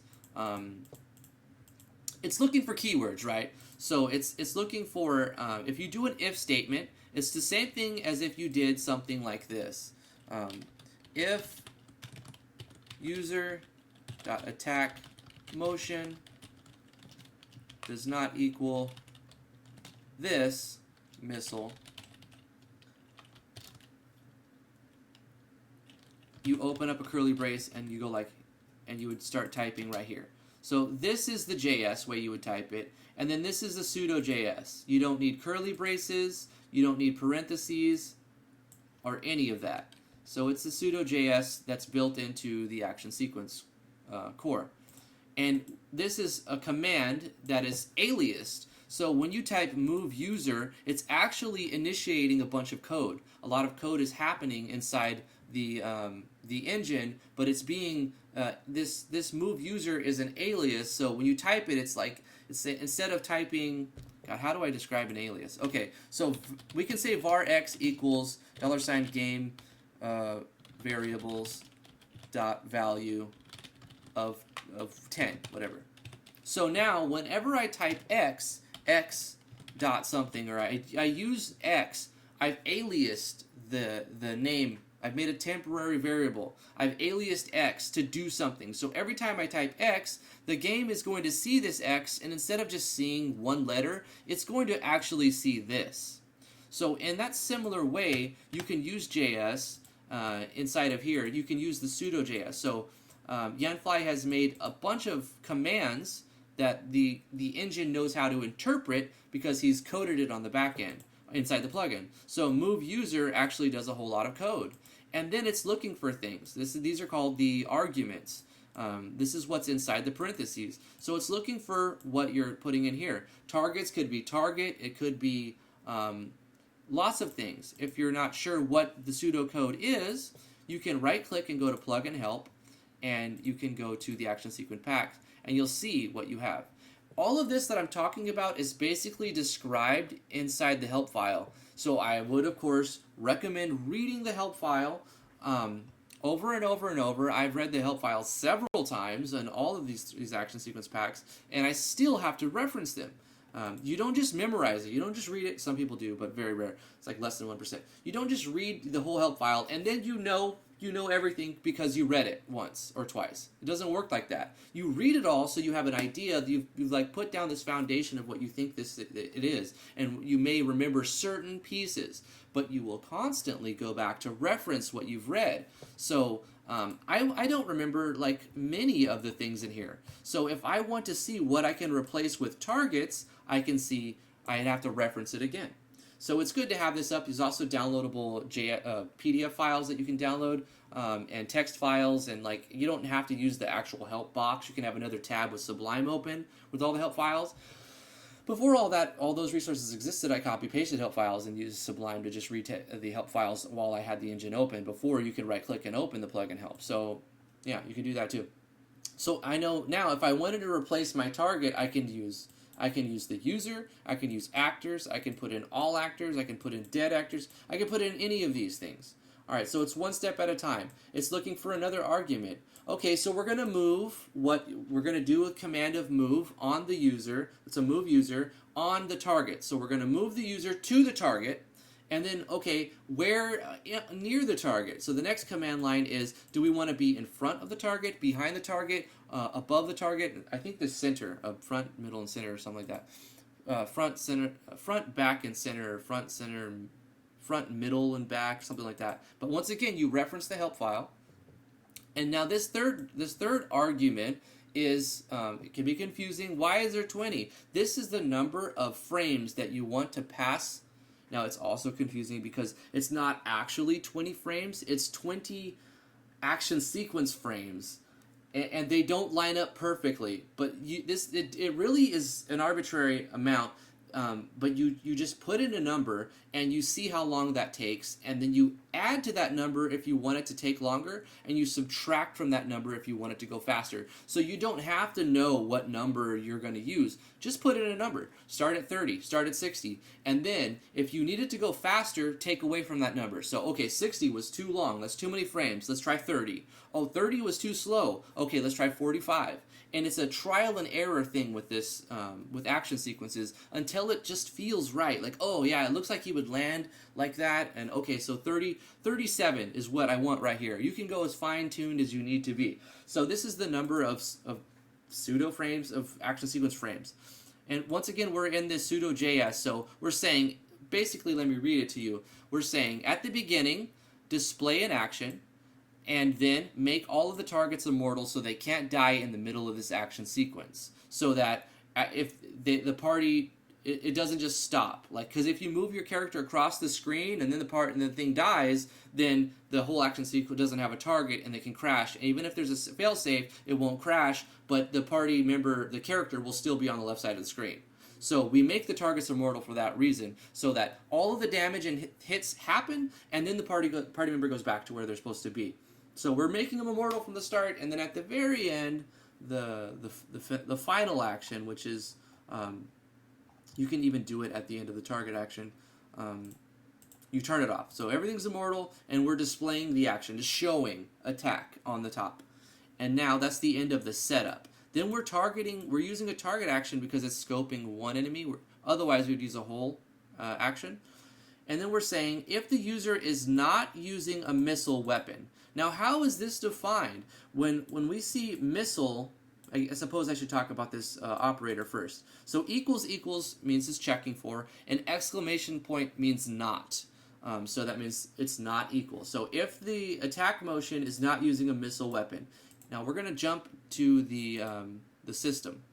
So if you go to your attack motions on your system tab, you'll see what motion is assigned for each weapon. So you can see that your bare hands is assigned a thrust motion, and you can assign images, and you can even use weapon animation plugins to further this. But basically, if you have a gun or a bow or a crossbow or anything, you need to assign it a missile motion. So here is the motion that's being assigned. You just double click and change it. So you can even create your own, and then you can, like I've done mining here and harp here, and I've made the harp a missile weapon. So it wouldn't make much sense to make your character go all the way up to the face of the enemy to just shoot him in the face and then walk back. If you're using a gun or a bow or a harp, you have that range. But in order for the game to know that you want to fire at range, we have to go to the motion and assign it as a missile. So that's what we're checking right here in the action sequence. So let's go back to the skills. So if we're not using a missile, then what we want to do is move the user to the target's front over the course of 20 frames. Otherwise, skip this section and just start. So what that's going to say is don't move the user. Just actually start the animation, do the next thing. And then we end right here because we're not ending the whole action sequence. This is ending our pseudocode. We started an if statement here. So we have an if this is happening, then do this. Otherwise, just do this and end our conditional. So that's what's happening in the basics thing. Now, what's actually happening after we've determined if it's a ranged weapon or not? Well, you can decide what you want to happen. All the things that you can do are in the help file. And here's just an example of some of the things that are here. You can zoom the camera. So I want to zoom the camera, zooming in to 120%. And I want this to happen over 20 battle frames is what we'll call it, because it's not actual FPS frames. It's close, but it's different. Camera screen, let's see, camera screen target, front center. So this moves the camera into the front and center of the target. So we're going to zoom in the camera, and then we're going to aim in front of the target, because that's where we want to that's where we want to move the user, right? We're saying if the user is going to be moved, we're going to like zoom in and move the camera to that spot to like highlight the action, hence the action in the action sequence. We're going to camera focus on the front and center of the target for 20 frames. Then we're going to wait for movement, because what happens if you don't do these wait commands is the entire action sequence, it could be 100 lines, the entire action sequence will play out in like 5 frames, 5-6 actual frames, and you won't see any of it because it's reading and trying to play the next line so fast that it doesn't even have time for, like, your brain doesn't have time to even see it all. It doesn't actually do it all because it doesn't get the time to do it all. So you have to periodically insert waits. So you can put in wait for animation, wait for motion, wait for movement. So when we do a move, because we're doing a move right here, right? Move user. So if we are moving, then we want to wait for the movement. If we're not moving, it will skip past this. So there's no harm in putting that in there. Then we're going to do a motion. So we're creating a motion and we're going to attack. What are we attacking? The user, or who's doing the motion? The user is doing the attack motion. So the person who's casting this skill is going to act like they're attacking. It's going to make that animation. Then we're going to insert an arbitrary 10 battle frame wait. And then we're going to do an attack animation target. So when we do attack animation, it's going to use what you have right here. So you can call any animation inside the action sequence at any time. but you can spare yourself from finding and looking up the number by just referencing its own attack animation. So I'm saying wait 10 frames and then play whatever I put right here. So I can change its animation by changing this drop down without changing the code at all. And we're going to play that animation on the target. Then we're going to wait for that animation because it won't actually, you may not even play all the animations that you tell it to play unless it has time to do so. So we're doing an animation, and that could be who knows how long the animation is. So instead of putting in an arbitrary number, if we change the animation, we'll have to change that arbitrary number. We use a specific wait for animation, and it'll take that and use that so that it always lines up perfectly.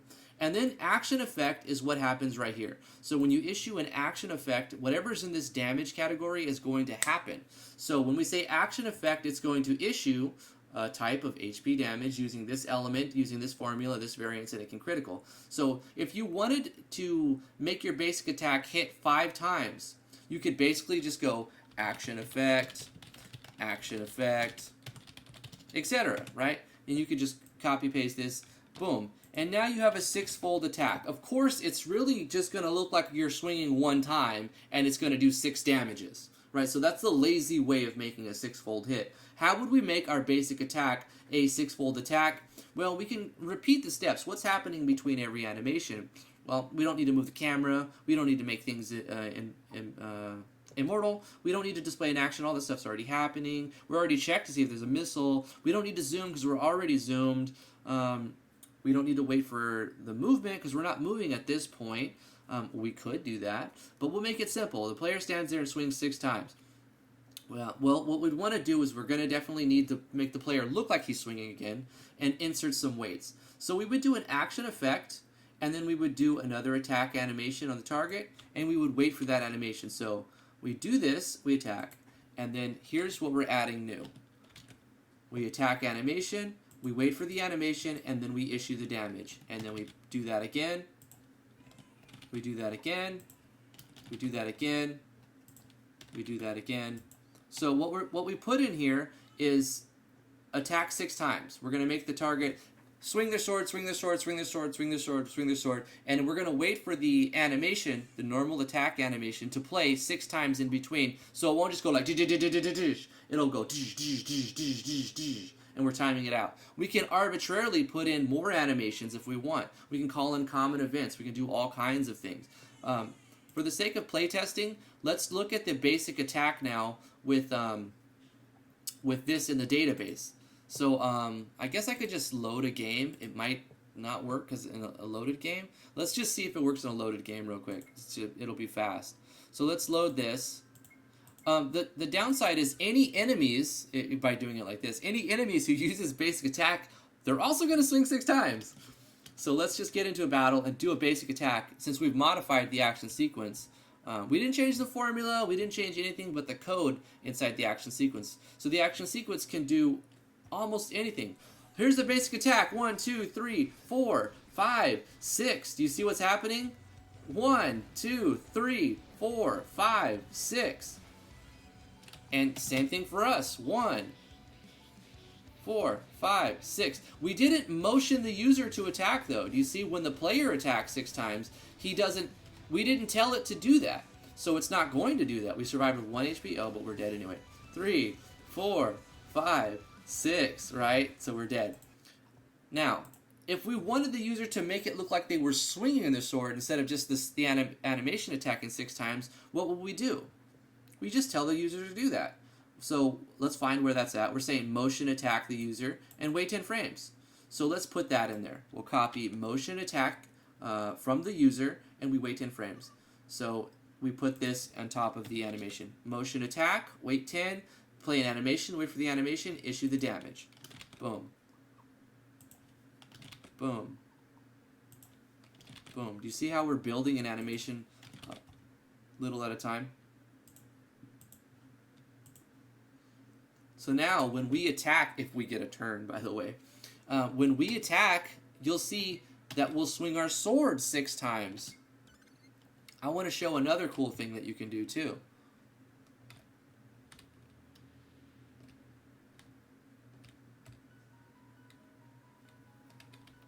I don't want to neglect the chat. I went off on a little thing.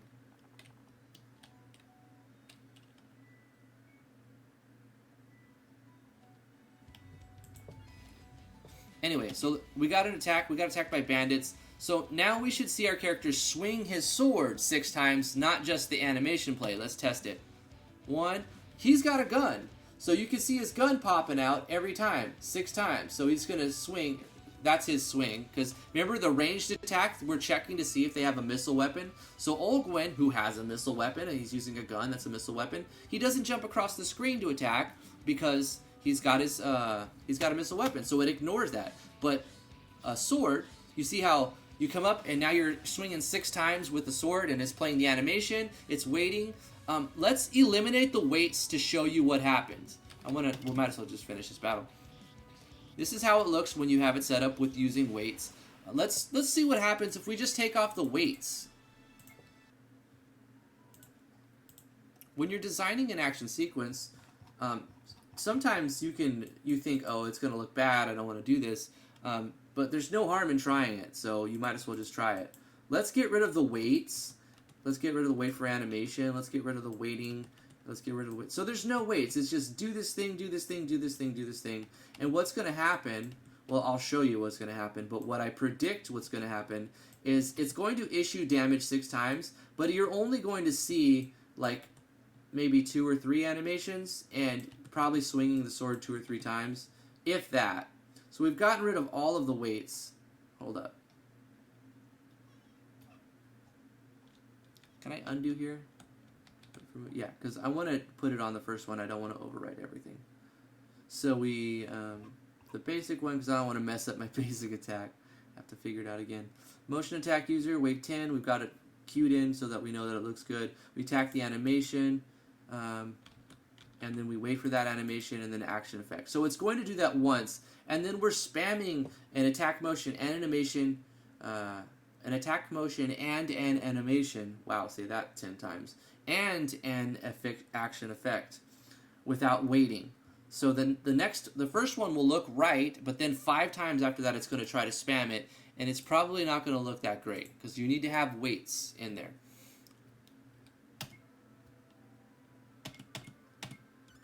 But for the sake of this little mini tutorial, you can kind of, we'll see what it looks like.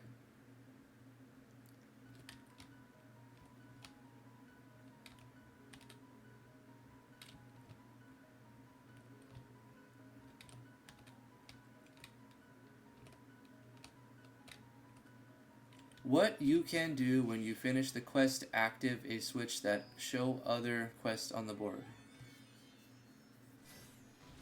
Do you see what happened right there? So it played the animation only 1 time and then issued all of the things, 5 more things immediately without applying any weights. It doesn't look that great. So, bang, brow. Like, I suppose if you like that sort of thing, you can, but I personally think if you just want it to hit harder, you don't need to have like 10 damage pop-ups. That's kind of, nobody can process that many numbers. That's going to be overloading the player. Just instead, if you want it to be 1 hit, make it a stronger hit. Increase the damage formula. You don't need to have 20 hits of the same damage. If you want to have 20 hits, at least put some weights in there so you can hit, move, hit, move, hit, move, animation, move. So it's like boom, boom, boom, boom, squish, smash, slash, all that, poke, bang, bang, bang, boom, boom. And it's not all like, brat, done, right? So that's the idea for the action sequences. Yeah, you got destroyed. Right. I don't like that sort of action sequence. So we can assume that most people won't like that, probably.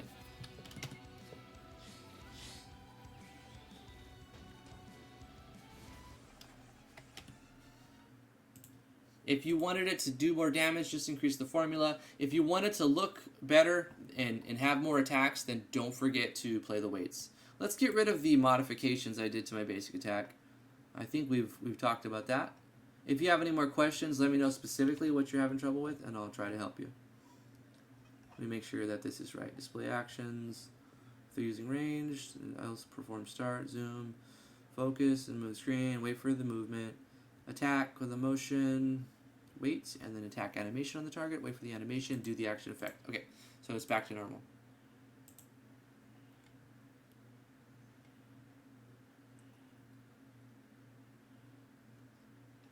I'm wondering if it's possible to make chests with a random item out of a few. Absolutely. I have it in this game. I could just show you really quickly. FBR. In the sewers, I have these items here. They are junk piles. And when you dig through the junk pile, you can get an item randomly.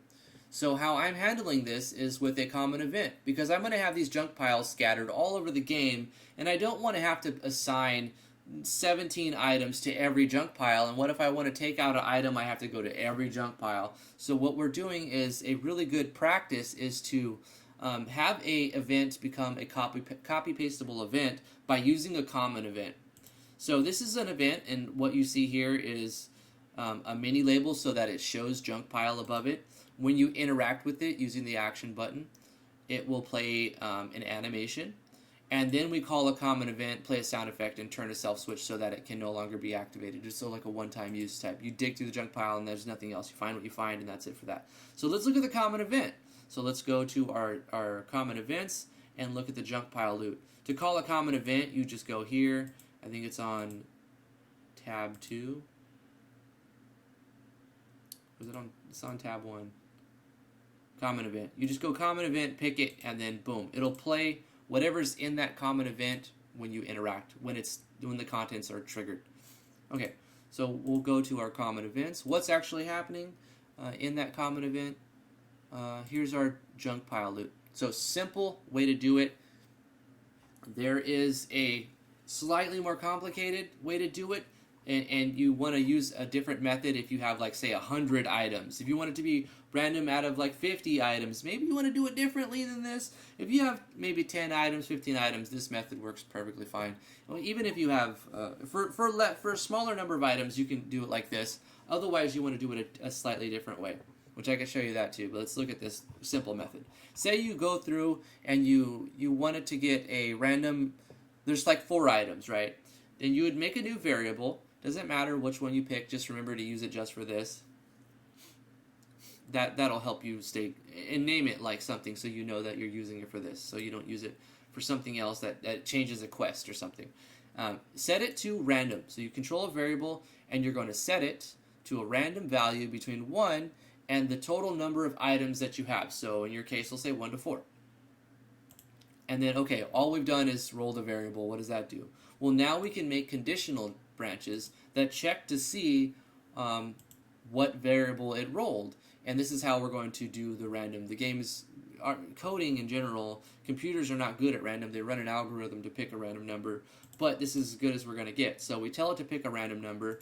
If it comes up with a 1, so we make a conditional branch and we check that variable. We say, check the variable we just made and make sure that this is equal to.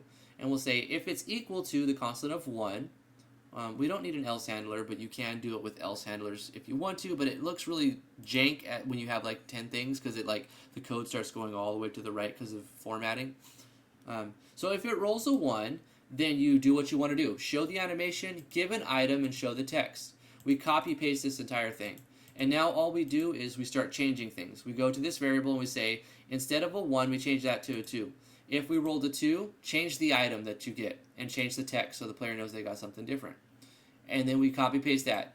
Now if it rolled a 3, change the text and change the item, copy paste for the final item. If it rolled a 4, give them the 4th item and change text. So now when you interact with that junk pile or box or whatever, you get a random from 1 to 4 items. Pretty simple.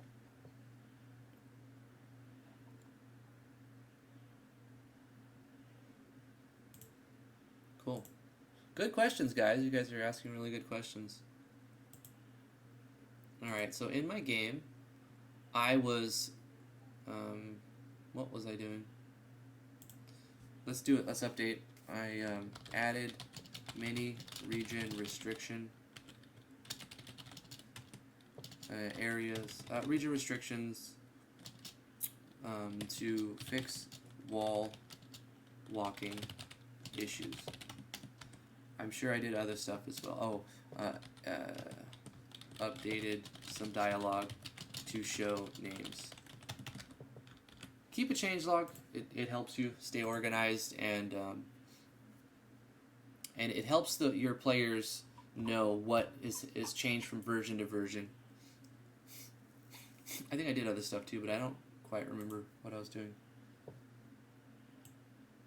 Chaos, what's up, dude? How are you doing? Welcome to the live stream.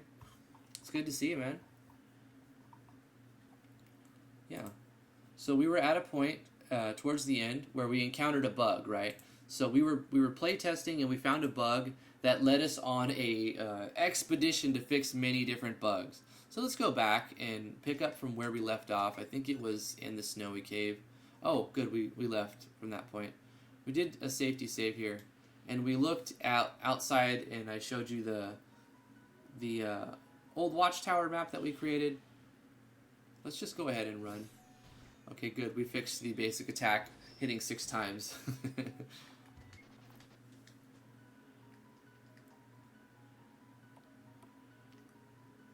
So let's go talk to the emo bard. I think we bought weapons, but don't necessarily need to do that. Before we talk to the emo bard, let's check to see if the this guy has a name now. Dark Hero's biggest fan. It works. Dark Hero, which his name is green, so the party can tell that it's going to be the next party member. The players can tell. Good to see you. You took a month off from 11. I took a month off too. Happy birthday, dude. Yeah, it's good to see you too. I'm glad you stopped by to say hi. Appreciate it.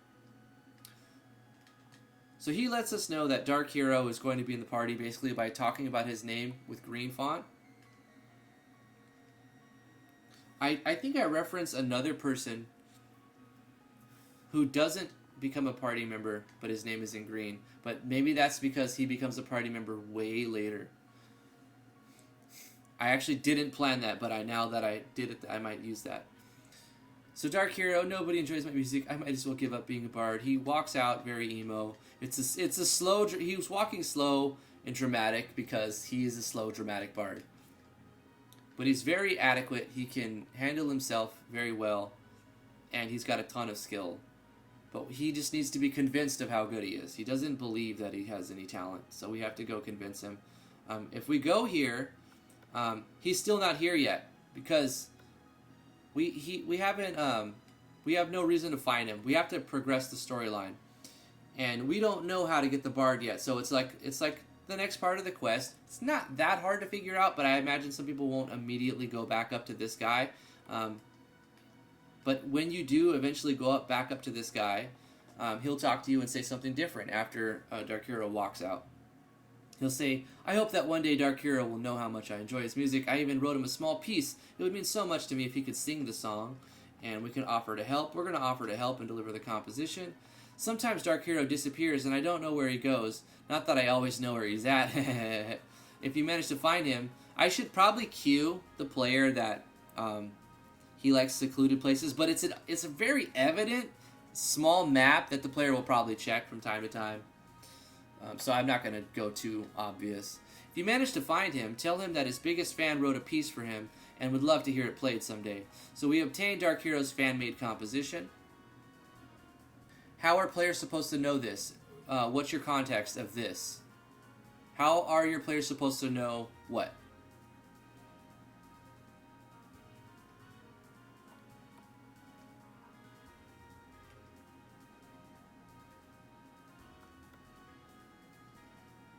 So he's here now after, I didn't want him here before because then I suppose I could put him here before, but then it would defeat the point of this cutscene. You come up and talk to this guy. What? Where did you come from? Why would you waste your time coming out here? I could ask you the same thing. I suppose so. Anyway, I should probably go now. And this is I haven't tested this move event out exactly. Wait, I've got something for you. Huh? I definitely want to change this scene so that it fades out and the players are standing around, not like in party formation. Like, because the rest of my cutscenes are that way, so this one's like feels rushed because it is rushed. Huh? You give Dark Hero's fan-made composition to Dark Hero. What is this? Oh, this is actually pretty good. And I play this as an ME. It looks like this beastie wants an encore, and we get attacked, And now we have Dark Hero in the party for the first time. Oh my god. All of these skills that I've never played, I've never used because I made these a long time ago and never put the Bard in the game. Now the Bard is in the game. But I bet at this point the party is super happy to have a healer again because both of the healers got taken from them. And you get these new skills to play.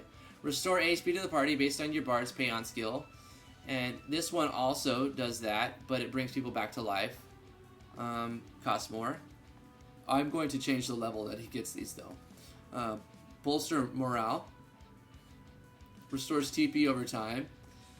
Deals sonic damage to enemies. Enhances the vitality. All kinds of stuff. So let's do Healer's Pay On.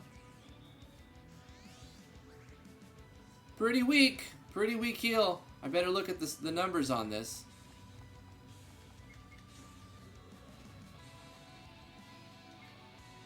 What about the Phoenix Pay On? I think it takes the same numbers. Yep. So the Phoenix Pay On doesn't actually heal the party. It brings them back to life and heals them a little bit when they're brought back to life.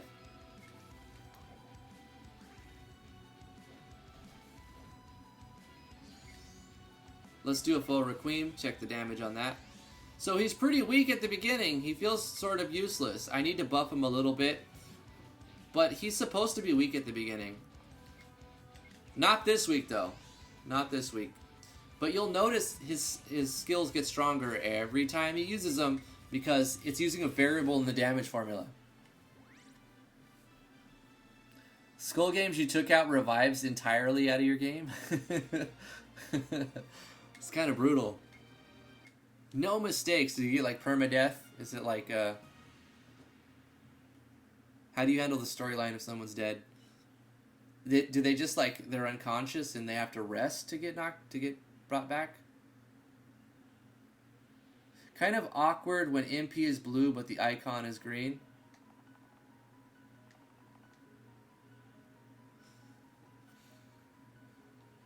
Oh yeah, I need to check the formatting on this.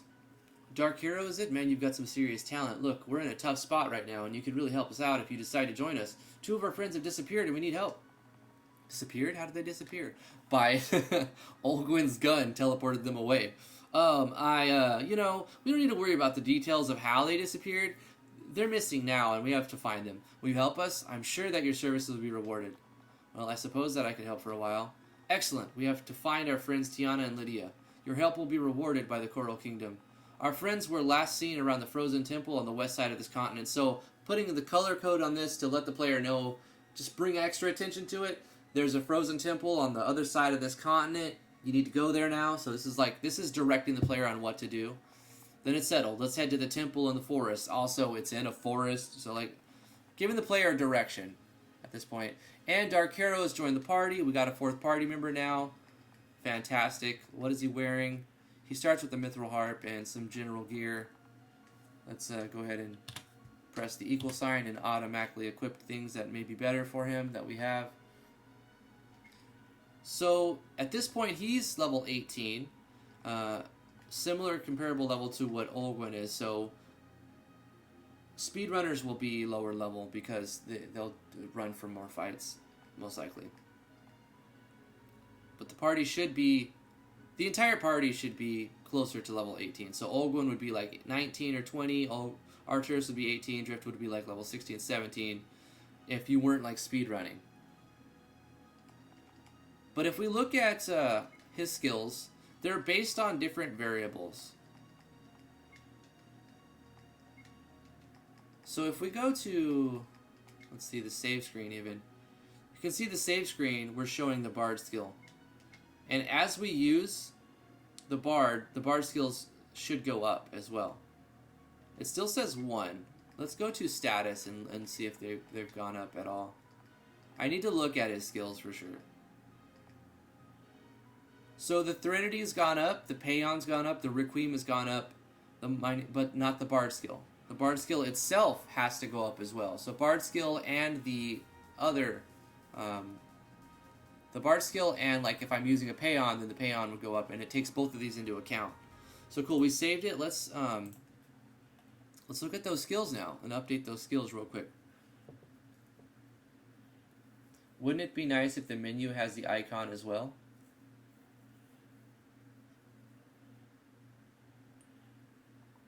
I'm not sure what we're referring to. Liftoff Notice says, I'm a completely new RPG maker, and I was wondering if you had any advice to complete new people. Like, what would you tell your past self that first started? Like, completely new? Don't try to make a 70-hour game for your first game. I've heard contradictory things. Oh, go big, go for your first game, and that sounds nice, but it's unrealistic. I guess that's whatever advice. Good advice, really, really good advice is learn the fundamentals. Don't try to like, oh, I'm going to make plugins. Well, are you a coder? Do you know any JS? Take baby steps. Learn some JS before you try to make plugins. Learn switches, learn variables, learn how to event. Yeah, that's the best thing. Learn how to event. For complete beginners, what's the best thing that you can do? Learn how to event. Learn how to make a parallel event happen. Understand some basic fundamentals that it will always try to read the highest number page. If it meets the conditions, it will play that page and it won't do anything else. So if you want something to happen, you have to make the second page have conditions that are not currently met, and then those conditions get met by the first page. So you talk to somebody, you turn on self switch A, that's page 1. Page 2 has conditions that self switch A is on. At that point, you talk to them again, they say something different, and then they turn on self switch B. Page 3 has the conditions that self switch B is on, and then it says the third thing, and so forth and so on. So learn how to use self switches and switches, and learn how to use variables. Make a in-game calculator. Do some stuff with that. Yeah, I mean, don't worry if your maps suck. Like, don't stress it. Like, they're going to suck, most likely. Watch tutorials, absolutely.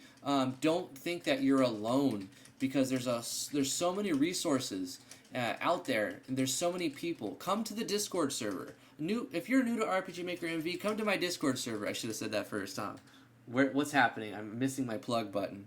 Come to the Discord server. There's just hundreds of people there, and there's so many skilled people always showing off their work and what they're doing, and you have a lot of people, and a group of people will always be better than one person telling you something, as far as the community is concerned, and like getting better at something.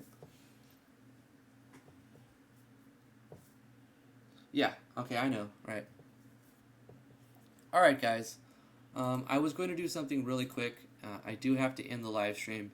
I'm just going to look at some of the skills real quick, because I'm using a variable.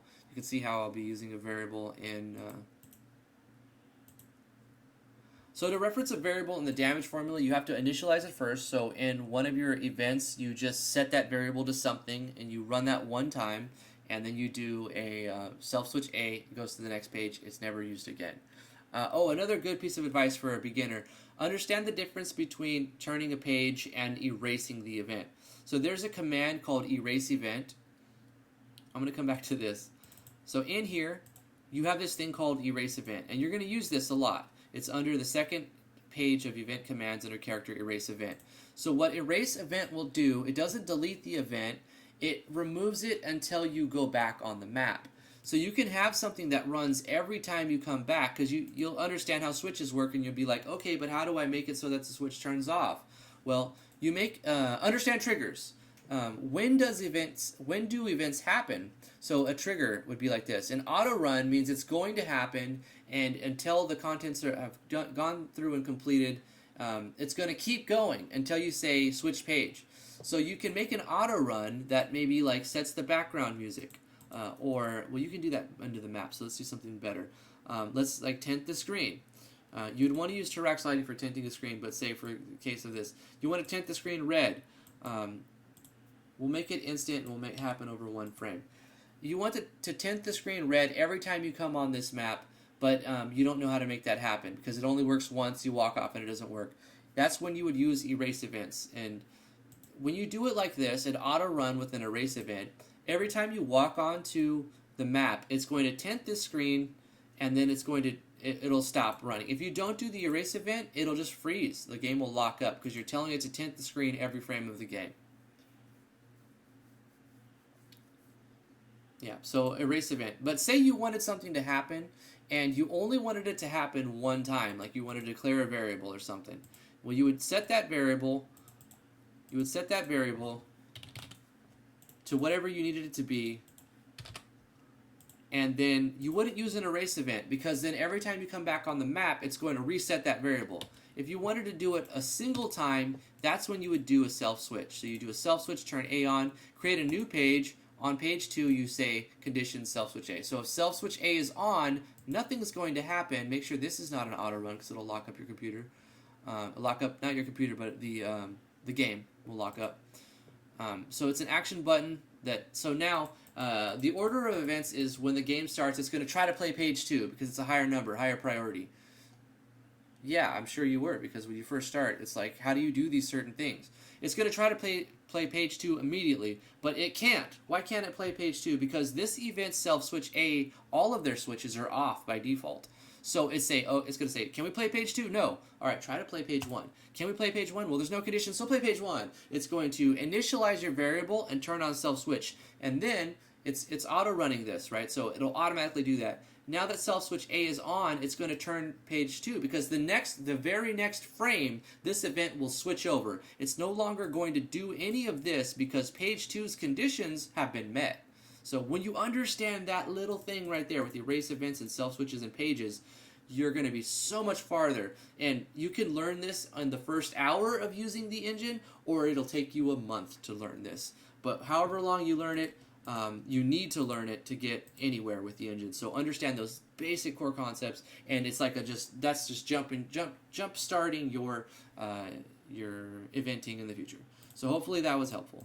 Guys, I wanted to do more. I wanted to mess with my skills, but I have to go out of town and pick up a bouncer for a baby. We're going to go get some more toys for our baby because she's starting to stand and take little steps when I'm holding her, like not on her own, but like I'll like hold her, and then she'll start walking, and as long as I'm like supporting her weight, and she's starting to go up and down, and she's like bouncing, and I'm like, oh, she's so cute. And then like it's actually a lot of work just letting her do that for a long time.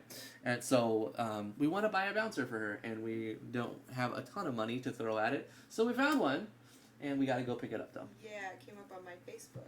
Yeah. So we're going to go get killed by an axe murderer now. We won't see you tomorrow. No. No, I've done this quite a few times, and it's turned out quite nice, actually. Anyway, that's going to do it for this live stream. Hopefully you guys found it informative, helpful. If you have any more questions, pop them in the Discord. Links in the description. If you'd like to support what I do, I have a Patreon page. Thank you to all of my Patreon backers. You guys are simply amazing for backing me for so long. I love you guys. You help to support this like free forum where I help other people too. So you really do make the wheels turn. Thank you so much for everybody coming out. I love it. It's such cool. It's so fun to be back doing this again. It's a good release it's a good creative release to work on my game again. I get to give back to the community that's helped me so much, and also grow the community. More people come in and it gets bigger. Mm-hmm. All right, we gotta go. A lot of fun. See you guys tomorrow. See you tomorrow. It's not Friday. Wait. Tomorrow's Friday. Tomorrow's Friday. Yeah, so we'll see you tomorrow. Yeah, we'll see you tomorrow. I stream Monday through Friday now, 2 p.m. to 4 p.m. Eastern Standard Time. So, bye guys. See ya. Have a good day.